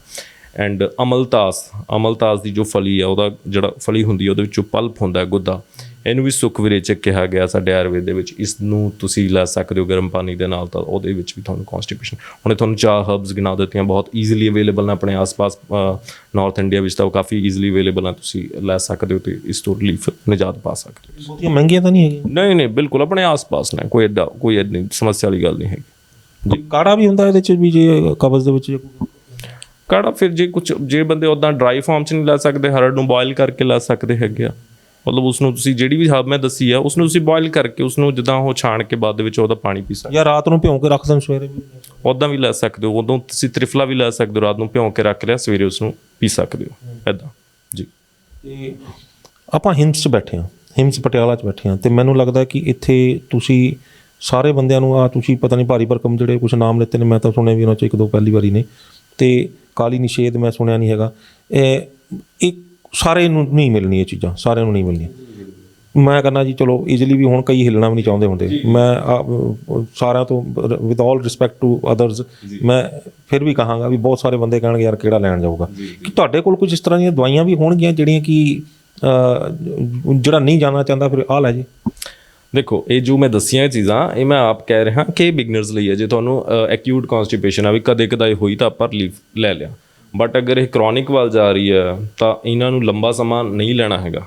ਫਿਰ ਤੁਸੀਂ ਕਿਸੇ ਆਯੁਰਵੈਦਿਕ ਕੰਸਲਟੈਂਟ ਕੋਲ ਆਓ, ਆਪਣੀ ਸਮੱਸਿਆ ਕਰੋ। ਮੇਨ ਹੈ ਰੂਟ ਕਾਜ਼ ਜਾਣਨਾ ਵੀ ਦਿੱਕਤ ਕਿੱਥੇ ਆ ਰਹੀ ਹੈ। ਤੁਹਾਡੀ ਲਾਈਫ ਸਟਾਈਲ 'ਚ ਦਿੱਕਤ ਹੈ ਜਾਂ ਤੁਹਾਡੀ ਬਾਡੀ ਦੇ ਵਿੱਚ ਕਿਤੇ ਨਾ ਕਿਤੇ ਕੋਈ ਚੀਜ਼ ਦਿੱਕਤ ਕਰ ਰਹੀ ਆ, ਜਾਂ ਤੁਸੀਂ ਕੋਈ ਗਲਤ ਚੀਜ਼ ਖਾ ਰਹੇ ਹੋ, ਚਾਹੇ ਉਹ ਮੈਡੀਸਨ ਹੋ ਸਕਦੀ ਹੈ, ਚਾਹੇ ਉਹ ਫੂਡ ਹੋ ਸਕਦਾ, ਜਾਂ ਤੁਹਾਡੀ ਕੋਈ ਲਾਈਫ ਸਟਾਈਲ 'ਚ ਸਮੱਸਿਆ ਹੈਗੀ ਆ। ਉਹਨੂੰ ਡਾਇਗਨੋਸ ਕਰਨ ਤੋਂ ਬਾਅਦ ਫਿਰ ਅਸੀਂ ਦਵਾਈ ਦਿੰਦੇ ਹਾਂ। ਹੁਣ ਅਸੀਂ ਹਿਮਸ ਪਟਿਆਲਾ ਦੇ ਵਿੱਚ ਬੈਠੇ ਹਾਂ, ਇੱਥੇ ਅਸੀਂ ਸਾਡੇ ਕੋਲ ਬਹੁਤ ਸਾਰੀਆਂ ਅੱਛੀਆਂ ਆਯੁਰਵੈਦਿਕ ਮੈਡੀਸਨਸ ਹੈ ਜਿਹੜੀਆਂ ਕਿ ਅਸੀਂ ਆਪ ਪ੍ਰੋਵਾਈਡ ਕਰਦੇ ਹਾਂ। ਇਹਨਾਂ ਦੇ ਵਿੱਚ ਸਾਡੇ ਕੋਲ ਜਿਵੇਂ ਡਾਕਟਰ ਸ਼ੁੱਧੀ ਪਾਊਡਰ ਹੈਗਾ, ਇਹ ਬਹੁਤ ਵਧੀਆ ਹੈਗਾ। ਇਹ ਤੁਹਾਡੀ ਬਾਡੀ ਨੂੰ ਇੱਕ ਤਰ੍ਹਾਂ ਨਾਲ ਡੀਟੌਕਸ ਕਰਦਾ ਹੈਗਾ। ਇਹਦੇ ਵਿੱਚ ਬਹੁਤ ਸਾਰੀਆਂ ਹਰਬਸ ਹੈਗੀਆਂ ਜੀ, ਇਹ ਤੁਸੀਂ ਲੈ ਸਕਦੇ ਹੋ। ਇਸ ਦੇ ਨਾਲ ਸਾਡਾ ਰੈਲੀਵਨ ਪਾਊਡਰ ਹੈਗਾ, ਇਹ ਬਹੁਤ ਵਧੀਆ ਹੈ। ਇਹਦੇ ਵਿੱਚ ਵੀ ਇਹ ਅਲੱਗ-ਅਲੱਗ ਤਰ੍ਹਾਂ ਦੀ ਕੌਂਸਟੀਪੇਸ਼ਨ ਦੇ ਵਿੱਚ ਇਹ ਚੀਜ਼ਾਂ ਯੂਜ਼ ਕੀਤੀਆਂ ਜਾ ਸਕਦੀਆਂ ਨੇ। ਇਹਦੇ ਵਿੱਚ ਸ਼ਤਾਯੂ ਡੀਟੌਕਸ ਹੈ ਜੋ ਕਿ ਤੁਹਾਡੀ ਬਾਡੀ ਨੂੰ ਅੰਦਰੋਂ ਕਲੀਨ ਕਰਦਾ, ਤੁਹਾਡੇ ਇੰਟੈਸਟਾਈਨ ਨੂੰ ਪੂਰੀ ਤਰ੍ਹਾਂ ਨਾਲ ਕਲੀਨ ਕਰਦਾ। ਇਹਦੇ ਵਿੱਚ ਜਿਹੜੀਆਂ ਜੜੀਆਂ ਬੂਟੀਆਂ ਨੇ ਜਿਹੜੀਆਂ ਤੁਸੀਂ ਨਾਮ ਲਿਆ ਹੈਗਾ, ਕਿ ਉਹ ਵੀ ਇਹਦੇ ਵਿੱਚ ਹੁੰਦੀਆਂ ਨੇ? ਬਿਲਕੁਲ ਹੁੰਦੀਆਂ, ਤੇ ਉਸ ਦੇ ਨਾਲ ਹੋਰ ਵੀ ਹੁੰਦੀਆਂ ਨੇ ਜਿਹੜੀਆਂ ਕਿ ਇਹਨਾਂ ਦੀ ਖਾਸ ਅਨੁਪਾਤ ਹੁੰਦਾ। These are patent drugs, actually patent drugs ਆ। ਤਾਂ ਇਹਨਾਂ ਦੇ ਵਿੱਚ ਬੰਦੇ ਦੇ ਅਕੋਰਡਿੰਗ ਕਿਤੇ ਉਹਦੇ ਰੋਗ ਦੇ ਅਕੋਰਡਿੰਗ ਅਸੀਂ ਇਹ ਡਿਸਾਈਡ ਕਰਦੇ ਹਾਂ ਕਿ ਕਿਹੜੀ ਮੈਡੀਸਨ ਕਿਸ ਅਨੁਪਾਤ ਜਾਂ ਕਿਸ ਡੋਜ਼ ਦੇ ਵਿੱਚ ਦੇਣੀ ਹੈ। ਇਹ ਤੁਹਾਨੂੰ ਹਿਮਸ ਪਟਿਆਲਾ ਦੇ ਵਿੱਚ ਜਾਂ ਹਿਮਸ ਦੇ ਕਿਸੇ ਵੀ ਸੈਂਟਰ ਦੇ ਵਿੱਚ ਇਹ ਉਪਲਬਧ ਹੈ। ਉੱਥੇ ਤੁਸੀਂ ਚੈੱਕਅਪ ਕਰਾ ਕੇ ਡਾਕਟਰ ਤੋਂ ਲੈ ਸਕਦੇ ਹੋ ਮੈਡੀਸਨ। ਅਤੇ ਮੰਨ ਲਓ ਵੀ ਇਹ ਬੰਦਾ ਤੁਹਾਡੀਆਂ ਦਵਾਈਆਂ ਸ਼ੁਰੂ ਕਰਦੇ ਆ ਜਾਂ ਫਿਰ ਘਰੇ ਬੈਠਾ ਉਹ ਵੀ ਸ਼ੁਰੂ ਕਰ ਦਿੰਦਾ, ਜਿਹੜੀ ਕ੍ਰੋਨਿਕ ਡਿਜ਼ੀਜ਼, ਕ੍ਰੋਨਿਕ ਜਿਹੜੀ ਕਬਜ਼ ਹੈਗੀ, ਨਾੜੀਆਂ 'ਤੇ ਕਬਜ਼ਾ ਹੋਇਆ ਵਾ, ਨਹੀਂ ਛੱਡ ਨਹੀਂ ਰਹੀ, ਉਹ ਕਿੰਨੀ ਦੇਰ ਬਾਅਦ ਜਿਹੜਾ ਉਹ ਐਂ ਲੱਗਣਾ ਵੀ ਹੁਣ ਮੈਂ ਠੀਕ ਹਾਂ? ਦੇਖੋ ਇਹ ਹਰ ਪੇਸ਼ੈਂਟ ਦਾ ਡਿਫਰੈਂਟ ਹੁੰਦਾ ਹੈਗਾ। ਹੁਣ ਕਿਸੇ ਦਾ ਕੇਸ ਬਹੁਤ ਜ਼ਿਆਦਾ ਪੁਰਾਣਾ ਹੈ ਤਾਂ ਉਹਨੂੰ ਥੋੜ੍ਹਾ ਟਾਈਮ ਲੱਗਦਾ, ਬਟ ਜਲਦੀ ਰਿਲੀਫ ਮਿਲ ਜਾਂਦਾ, ਇੰਨਾ ਕੋਈ ਜ਼ਿਆਦਾ ਦਿੱਕਤ ਨਹੀਂ। ਬਾਕੀ ਹਫ਼ਤਾ 10 ਦਿਨ ਦੇ ਵਿੱਚ ਰਿਲੀਫ ਮਿਲ ਸਕਦਾ ਹੈ। ਅਤੇ ਦੂਸਰੀ ਚੀਜ਼, ਅਗਰ ਕਿਸੇ ਨੂੰ ਮੰਨ ਲਓ ਦਵਾਈਆਂ ਨਾਲ ਨਹੀਂ ਫਰਕ ਪੈ ਰਿਹਾ ਤਾਂ ਪੰਚਕਰਮਾ ਦੇ ਵਿੱਚ ਸਾਡੇ ਕੋਲ ਬਹੁਤ ਅੱਛੀਆਂ ਚੀਜ਼ਾਂ ਨੇ ਜਿਸ 'ਚ ਸਨੇਹਨ ਯਾਨੀ ਕਿ ਆਇਲਿੰਗ ਕਰਨਾ ਅੰਦਰੋਂ ਇੰਟੈਸਟਾਈਨ ਦੀ, ਤੇ ਸਵੇਦਨ ਕਰਨਾ, ਮਸਾਜ ਕਰਨਾ ਐਂਡ ਬਸਤੀ ਹੁੰਦੀ ਹੈਗੀ। ਬਸਤੀ ਦੇ ਵਿੱਚ ਅਸੀਂ ਕੀ ਕਰਦੇ ਹੈਗੇ, ਮੈਡੀਕੇਟਡ ਆਇਲਸ ਜਿਹੜੇ ਹੁੰਦੇ ਆ ਸਾਡੇ ਆਯੁਰਵੈਦਿਕ ਆਇਲਸ ਹੁੰਦੇ ਆ, ਦਵਾਈਆਂ ਹੁੰਦੀਆਂ, ਉਹਨਾਂ ਨੂੰ ਟਾਇਲਟ ਦੇ ਰਸਤੇ, ਐਨਸ ਦੇ ਰਸਤੇ ਅਸੀਂ ਅੰਦਰ ਪਾ ਦਿੰਦੇ ਹੈਗੇ ਆ। ਉਹਦੇ ਨਾਲ ਕੀ ਹੈ, ਜਿਹੜਾ ਮਲਾਸ਼ਯ ਜਾਂ ਰੈਕਟਮ ਹੈ ਉਹ ਜਾਂ ਜਿਹੜਾ ਪਕਵਾਸ਼ਯ ਉਹਦੀ ਖੁਸ਼ਕੀ ਜਿਹੜੀ ਆ ਖਤਮ ਹੋ ਜਾਂਦੀ ਹੈ। ਜਿਹੜੀ ਵਾਤ ਕਰਕੇ ਰੁਕਸ਼ਤਾ ਹੋ ਗਈ ਆ ਅੰਦਰ, ਡਰਾਈਨੈਸ ਹੋ ਗਈ ਹੈ, ਜਿਹਦੇ ਕਰਕੇ ਕੋਈ ਵੀ ਚੀਜ਼ ਅੰਦਰ ਜਾ ਕੇ ਸੁੱਕ ਜਾਂਦੀ ਹੈ ਜਾਂ ਸਖਤ ਹੋ ਜਾਂਦੀ ਆ, ਉਹ ਚੀਜ਼ ਠੀਕ ਹੁੰਦੀ ਹੈ। ਮੈਂ ਉਹੀ ਤਾਂ ਕਿਹਾ ਸੀ ਵੀ ਕੀ ਅੰਦਰ ਜਿਹੜਾ ਲੇਅਰ ਹੁੰਦੀ ਆ, ਕਿਉਂਕਿ ਰੈਕਟਮ ਦੇ ਵਿੱਚੋਂ ਜਦੋਂ ਮਲ ਪਾਸ ਹੋ ਰਿਹਾ ਹੈ ਤਾਂ ਉਹ ਕਿਸੇ ਨਾ ਕਿਸੇ ਤਰੀਕੇ ਨਾਲ ਹੀ ਮੂਵ ਕਰੇਗਾ ਨਾ। ਜੇ ਅੰਦਰ ਜਾਂ ਤਾਂ ਉਹਦੇ ਅੰਦਰ ਪਹੀਏ ਲੱਗੇ ਹੋਣ ਜਾਂ ਫਿਰ ਉਹਦੇ ਆਲੇ ਦੁਆਲੇ ਜਿਹੜਾ ਉਹ ਕੋਈ ਲਿਕੁਇਡ ਇਸ ਤਰ੍ਹਾਂ ਦਾ ਹੋਵੇ ਜਿਹਦੇ 'ਚੋਂ ਸਲਿੱਪ ਕਰਕੇ ਉਹ ਅੱਗੇ ਜਾ ਰਿਹਾ ਹੋਵੇ, ਤੇ ਮਤਲਬ ਉਹ ਲਿਕੁਇਡ ਹੀ ਸੁੱਕ ਜਾਂਦਾ ਹੋਣਾ ਨਾ, ਤੇ ਉਸੇ ਨੂੰ ਤੁਸੀਂ ਠੀਕ ਕਰਦੇ ਹੋ। ਜੀ ਦੇਖੋ, ਇਹ ਆਪਣੀ ਬਾਉਲ ਦੀ ਨਾਰਮਲ ਮੂਵਮੈਂਟ ਹੈ ਉਸ ਨੂੰ ਪਾਸ ਆਊਟ ਕਰਨਾ, ਇਹ ਕੁਦਰਤ ਨੇ ਬਣਾਈ ਹੋਈ ਆ। ਤੇ ਜਦ ਮੈਂ ਦੱਸਿਆ ਨਾ ਉਸ ਵਾਤ ਦੇ ਕਰਕੇ ਜਦ ਉਸ 'ਚ ਡਰਾਈਨੈਸ ਵੱਧ ਜਾਂਦੀ ਹੈਗੀ ਆ, ਫਿਰ ਇਹ ਚੀਜ਼ ਹੁੰਦੀ ਹੈਗੀ ਆ। ਹੁਣ ਇਹਦੇ ਵਿੱਚ ਅਸੀਂ ਮੈਡੀਸਨਸ ਨਾਲ ਵੀ ਕੰਮ ਕਰਦੇ ਹਾਂ, ਤੇ ਜੇ ਕੋਈ ਕੇਸ ਬਹੁਤ ਜ਼ਿਆਦਾ ਖਰਾਬ ਹੋਵੇ ਤਾਂ ਉਸ ਕੇਸ ਦੇ ਵਿੱਚ ਅਸੀਂ ਵਸਤੀ ਜਾਂ ਮੈਡੀਕੇਟਡ ਐਨੀਮਾਸ ਦੇ ਕੇ ਉਸ ਚੀਜ਼ ਨੂੰ ਪੂਰੀ ਤਰ੍ਹਾਂ ਸੌਰਟ ਆਊਟ ਕਰਦੇ ਹਾਂ ਜੀ। ਸੋ ਡਾਕਟਰ ਸਾਹਿਬ, ਤੁਸੀਂ ਇੰਨੀ ਵਡਮੁੱਲੀ ਜਾਣਕਾਰੀ ਦਿੱਤੀ ਹੈ, ਤੇ ਮੈਨੂੰ ਲੱਗਦਾ ਕਿ ਇਹ ਜਾਣਕਾਰੀ ਜਿਹੜੀ ਹੈ ਪਬਲਿਕ ਨੂੰ ਵਾਸਤੇ ਬਹੁਤ ਲਾਹੇਵੰਦ ਹੋਏਗੀ। ਤੇ ਜੇਕਰ ਉਹ ਇਸ ਤਰੀਕੇ ਦੇ ਨਾਲ ਜਿਹੜਾ ਉਹ ਇਸ ਨੂੰ ਆਪਣਾ ਇਲਾਜ ਘਰ ਬੈਠੇ ਕਰਦੇ ਨੇ, ਜਾਂ ਫਿਰ ਉਹਨਾਂ ਨੂੰ ਕੋਈ ਪ੍ਰੋਬਲਮ ਅਜਿਹੀ ਆਉਂਦੀ ਹੈ ਕਿ ਜਿਹੜੀ ਨਹੀਂ ਪ੍ਰੋਬਲਮ ਸੋਲਵ ਹੋ ਰਹੀ, ਤਾਂ ਤੁਹਾਡੇ ਕੋਲ ਆ ਕੇ ਉਹ ਇਹਨਾਂ ਦਵਾਈਆਂ ਨਾਲ ਜਾਂ ਤੁਸੀਂ ਤੁਹਾਡੇ ਦੱਸੇ ਹੋਏ ਪੰਚਕਰਮਾਂ ਦੇ ਨਾਲ ਜਿਹੜਾ ਉਹ ਲੈ ਕੇ ਉਸ ਨੂੰ ਠੀਕ ਕਰਾਉਂਦੇ ਨੇ, ਤਾਂ ਉਹ ਬਹੁਤ ਜਲਦੀ ਇਹਨਾਂ ਬਿਮਾਰੀ ਤੋਂ ਛੁਟਕਾਰਾ ਪਾ ਸਕਦੇ। ਤੁਹਾਡਾ ਬਹੁਤ ਬਹੁਤ ਧੰਨਵਾਦ। ਥੈਂਕ ਯੂ, ਤੁਹਾਡਾ ਬਹੁਤ ਬਹੁਤ ਧੰਨਵਾਦ ਮੈਨੂੰ ਆਪਣੇ ਚੈਨਲ 'ਤੇ ਇਨਵਾਈਟ ਕਰਨ ਲਈ। ਤੇ ਮੈਂ ਸਾਰੇ ਦਰਸ਼ਕਾਂ ਨੂੰ ਇਹੀ ਕਹਾਂਗਾ, ਐਡ ਜਾਂਦੇ ਜਾਂਦੇ ਇੱਕ ਟਿਪ ਦੇ ਰਿਹਾ ਕਿ ਆਪਣੇ ਜਿਹੜਾ ਲਾਈਫ ਸਟਾਈਲ ਹੈ ਉਸ ਨੂੰ ਇੱਕ ਵਾਰ ਐਨਾਲਾਈਜ਼ ਕਰੋ ਆਪਣੇ ਆਪ ਨੂੰ, ਕਿ ਤੁਸੀਂ ਜੋ ਖਾਂਦੇ ਹੋ ਕਿਆ ਉਹ ਠੀਕ ਹੈ, ਕਿਤੇ ਤੁਸੀਂ ਉਹਨੂੰ ਨਿਊਟ੍ਰੀਸ਼ਨ ਲਈ ਖਾਂਦੇ ਹੋ ਜਾਂ ਆਪਣੇ ਟੇਸਟ ਲਈ ਖਾਂਦੇ ਹੋ। ਜੇ ਨਿਊਟ੍ਰੀਸ਼ਨ ਲਈ ਖਾ ਰਹੇ ਹੋ ਤਾਂ ਬਹੁਤ ਅੱਛੀ ਚੀਜ਼ ਹੈ ਤੇ ਤੁਹਾਡੇ ਸਰੀਰ ਨੂੰ ਪਰੇਸ਼ਾਨ ਵੀ ਨਹੀਂ ਕਰੇਗੀ, ਤੇ ਜੇ ਸਿਰਫ ਟੇਸਟ ਲਈ ਖਾ ਰਹੇ ਹੋ ਤਾਂ ਡੈਫੀਨੇਟਲੀ ਤੁਹਾਨੂੰ ਅੱਗੇ ਪਰੇਸ਼ਾਨ ਕਰਨ ਵਾਲੀ ਚੀਜ਼ ਹੈਗੀ ਆ। ਤਾਂ ਤੁਸੀਂ ਆਪਣੇ ਨਿਊਟ੍ਰੀਸ਼ਨ ਦਾ ਧਿਆਨ ਰੱਖੋ, ਆਪਣੇ ਪੇਟ ਦਾ, ਆਪਣੇ ਇੰਟੈਸਟਾਈਨ ਦਾ ਧਿਆਨ ਰੱਖੋ, ਤੇ ਆਪਣੇ ਲਾਈਫ ਸਟਾਈਲ ਨੂੰ ਥੋੜ੍ਹਾ ਜਿਹਾ ਐਕਟਿਵ ਰੱਖੋ, ਜਿਹਦੇ ਨਾਲ ਕਿ ਤੁਹਾਨੂੰ ਇਹ ਸਾਰੀਆਂ ਸਮੱਸਿਆਵਾਂ ਨਾ ਹੋਣ। ਅਗਰ ਫਿਰ ਵੀ ਹੁੰਦੀਆਂ ਤਾਂ ਹਿਮਸ ਪਟਿਆਲਾ ਦੇ ਵਿੱਚ ਮੈਂ ਤੁਹਾਡੀ ਸੇਵਾ ਦੇ ਵਿੱਚ ਉਪਲਬਧ ਹਾਂ, ਤੁਸੀਂ ਆ ਸਕਦੇ ਹੋ, ਆਪਣਾ ਚੈੱਕਅਪ ਕਰਾ ਸਕਦੇ ਹੋ। ਬਹੁਤ ਧੰਨਵਾਦ ਜੀ, ਬਹੁਤ ਥੈਂਕ ਯੂ, ਨਮਸਕਾਰ। ਸੋ ਇਹ ਸਨ ਡਾਕਟਰ ਨਵਦੀਪ ਸਿੰਘ ਠਾਕੁਰ। ਤੁਸੀਂ ਦੇਖਿਆ ਵੀ ਕਿਸ ਤਰੀਕੇ ਨਾਲ ਇੱਕ ਛੋਟੀ ਜੀ ਅਣਗਹਿਲੀ, ਇੱਕ ਛੋਟੀ ਜੀ ਸੋਚ ਵੀ ਕੀ ਹੁੰਦਾ, ਖਾਣਾ ਹੀ ਆ ਆਪਾਂ, ਜੀਭ ਦੇ ਸਵਾਦ ਦੇ ਨਾਲ ਆਪਾਂ ਅੰਦਰ ਖਾ ਲੈਂਦੇ ਹਾਂ, ਉਸ ਤੋਂ ਬਾਅਦ ਅੰਦਰ ਕਿਸ ਤਰ੍ਹਾਂ ਦਾ ਪ੍ਰੋਸੈਸ ਸਟਾਰਟ ਹੁੰਦਾ, ਉਹ ਇੱਕ ਪ੍ਰੋਸੈਸ ਵੱਡੀਆਂ ਵੱਡੀਆਂ ਬਿਮਾਰੀਆਂ ਨੂੰ ਜਨਮ ਦਿੰਦਾ। ਬਿਮਾਰੀਆਂ ਅਜਿਹੀਆਂ ਜਿਹੜੀਆਂ ਕਿ ਨਾ ਸਹਿਣਯੋਗ ਹੋਣ, ਬਿਮਾਰੀਆਂ ਅਜਿਹੀਆਂ ਕਿ ਸਾਨੂੰ ਤਿਲ ਤਿਲ ਮਾਰਨ ਲਈ ਮਜਬੂਰ ਕਰਦੀਆਂ ਨੇ, ਤੇ ਇਹ ਸਿਰਫ ਇੱਕ ਲਾਈਫ ਸਟਾਈਲ ਚੇਂਜ ਕਰਕੇ ਅਸੀਂ ਠੀਕ ਕਰ ਸਕਦੇ ਹਾਂ। ਹਫ਼ਤੇ 'ਚ ਇੱਕ ਦਿਨ ਅਸੀਂ ਵਰਤ ਰੱਖ ਕੇ ਅਸੀਂ ਆਪਣੇ ਆਪ ਨੂੰ ਠੀਕ ਕਰ ਸਕਦੇ ਹਾਂ। ਹਫ਼ਤੇ ਦੇ ਵਿੱਚ ਗਰਮ ਪਾਣੀ, ਜਿਹੜਾ ਜਦੋਂ ਵੀ ਆਪਾਂ ਖਾਣਾ ਖਾਈਏ ਜਾਂ ਸਾਰੇ ਦਿਨਾਂ ਦੇ ਵਿੱਚ ਗਰਮ ਪਾਣੀ ਆਪਾਂ ਲੈਣਾ ਨਾ ਭੁੱਲੀਏ। ਕੋਈ ਵੀ ਅਜਿਹਾ ਖਾਣਾ ਨਾ ਖਾਈਏ ਜਿਹੜਾ ਜੰਕ ਫੂਡ ਹੋਵੇ, ਰੁੱਖਾ ਖਾਣਾ ਹੋਵੇ, ਜਿਹੜਾ ਅੰਦਰ ਦੇ ਪਾਣੀ ਨੂੰ ਹੋਰ ਸੋਖ ਲਵੇ। ਤੇ ਜੇਕਰ ਇਹਨਾਂ ਸਾਰਿਆਂ ਦੇ ਬਾਵਜੂਦ ਵੀ ਤੁਸੀਂ ਗਲਤੀਆਂ ਵੀ ਕਰ ਬੈਠੇ, ਹੁਣ ਤੱਕ ਤੁਹਾਨੂੰ ਇਸ ਬਾਰੇ ਜਾਣਕਾਰੀ ਵੀ ਨਹੀਂ ਸੀ, ਤੇ ਅੱਜ ਤੁਸੀਂ ਸਾਡੀ ਵੀਡੀਓ ਦੇਖੀ ਹੈ ਤੇ ਮੱਥੇ 'ਤੇ ਹੱਥ ਮਾਰਿਆ ਵੀ ਉਹ ਮੈਂ ਕੀ ਕਰ ਬੈਠਾ ਜਾਂ ਕਰ ਬੈਠੀ, ਫਿਰ ਵੀ ਤੁਸੀਂ ਡਾਕਟਰ ਨਵਦੀਪ ਸਿੰਘ ਠਾਕੁਰ ਨੂੰ ਮਿਲ ਸਕਦੇ ਹੋ ਹਿਮਸ ਪਟਿਆਲਾ ਸੈਂਟਰ ਦੇ ਵਿੱਚ ਆ ਕੇ, ਤੇ ਇੱਥੇ ਤੁਹਾਡੀ ਹਰ ਤਰ੍ਹਾਂ ਦੀ ਜਿਹੜੀ ਸਮੱਸਿਆ ਦਾ ਜਿਹੜਾ ਉਹ ਨਿਦਾਨ ਬੜੀ ਜਲਦੀ ਹੋ ਸਕਦਾ। ਸੋ ਤੁਹਾਨੂੰ ਇਹ ਗੱਲਬਾਤ ਕਿਵੇਂ ਲੱਗੀ, ਆਪਣੀ ਰਾਏ ਸਾਨੂੰ ਸਾਡੇ ਕਮੈਂਟ ਬਾਕਸ ਜ਼ਰੂਰ ਦੇਣਾ। ਜੇਕਰ ਵੀਡੀਓ ਵਧੀਆ ਲੱਗੀ ਹੈ ਤੇ ਇਸ ਨੂੰ ਲਾਈਕ ਤੇ ਸ਼ੇਅਰ ਵੱਧ ਤੋਂ ਵੱਧ ਕਰ ਦਿਓ। ਹੋ ਸਕਦਾ ਹੈ ਕਿ ਬਹੁਤ ਸਾਰੇ ਲੋਕੀ ਜਿਹੜੇ ਨੇ ਇੱਕ ਕਰੋਨਿਕ ਜਾਂ ਜਿਹੜੀ ਉਹ ਘੱਟ ਜਿਹੜੀ ਕਬਜ਼ ਹੋਏਗੀ ਉਸ ਨੂੰ ਲੈ ਕੇ ਜਿਹੜੇ ਆ ਉਹ ਉਹਦੇ ਪਰੇਸ਼ਾਨ ਬੈਠੇ ਹੋਣ, ਘਰ ਦੇ ਵਿੱਚ ਉਹਨਾਂ ਦਾ ਹਰ ਟਾਈਮ ਉਹਨਾਂ ਦੇ ਦਿਮਾਗ ਦੇ ਉੱਤੇ ਇੱਕ ਬੋਝ ਪਿਆ ਰਿਹਾ ਹੋਵੇ, ਖਾਣ ਨੂੰ ਦਿਲ ਨਾ ਕਰਦਾ ਹੋਵੇ, ਪਰਿਵਾਰ ਦੇ ਵਿੱਚ ਇੱਕ ਅਜੀਬ ਜਿਹਾ ਮਾਹੌਲ ਬਣਿਆ ਹੋਵੇ। ਉਹ ਜੇਕਰ ਉਹਨਾਂ ਨੂੰ ਇਹ ਜਾਣਕਾਰੀ ਮਿਲੇ ਤੇ ਉਹ ਆਪਣੇ ਆਪ ਨੂੰ ਇਸ ਠੀਕ ਕਰ ਲੈਂਦੇ ਨੇ ਕਿਸੇ ਵੀ ਤਰ੍ਹਾਂ ਇਲਾਜ ਕਰਵਾ ਕੇ, ਤਾਂ ਅਸੀਂ ਸਮਝਾਂਗੇ ਕਿ ਸਾਡੀ ਇਸ ਵੀਡੀਓ ਨੂੰ ਬਣਾਉਣ ਦਾ ਮਕਸਦ ਕਾਮਯਾਬ ਰਿਹਾ। ਸਾਡੇ ਚੈਨਲ ਨੂੰ ਸਬਸਕ੍ਰਾਈਬ ਕਰਨਾ ਨਾ ਭੁੱਲਿਓ। ਅਗਲੀ ਵਾਰ ਫਿਰ ਹਾਜ਼ਰ ਹੋਵਾਂਗੇ ਇੱਕ ਨਵੇਂ ਮੁੱਦੇ, ਇੱਕ ਨਵੇਂ ਮਹਿਮਾਨ ਦੇ ਨਾਲ। ਉਦੋਂ ਤੱਕ ਮੈਨੂੰ ਦਿਓ ਇਜਾਜ਼ਤ। ਧੰਨਵਾਦ।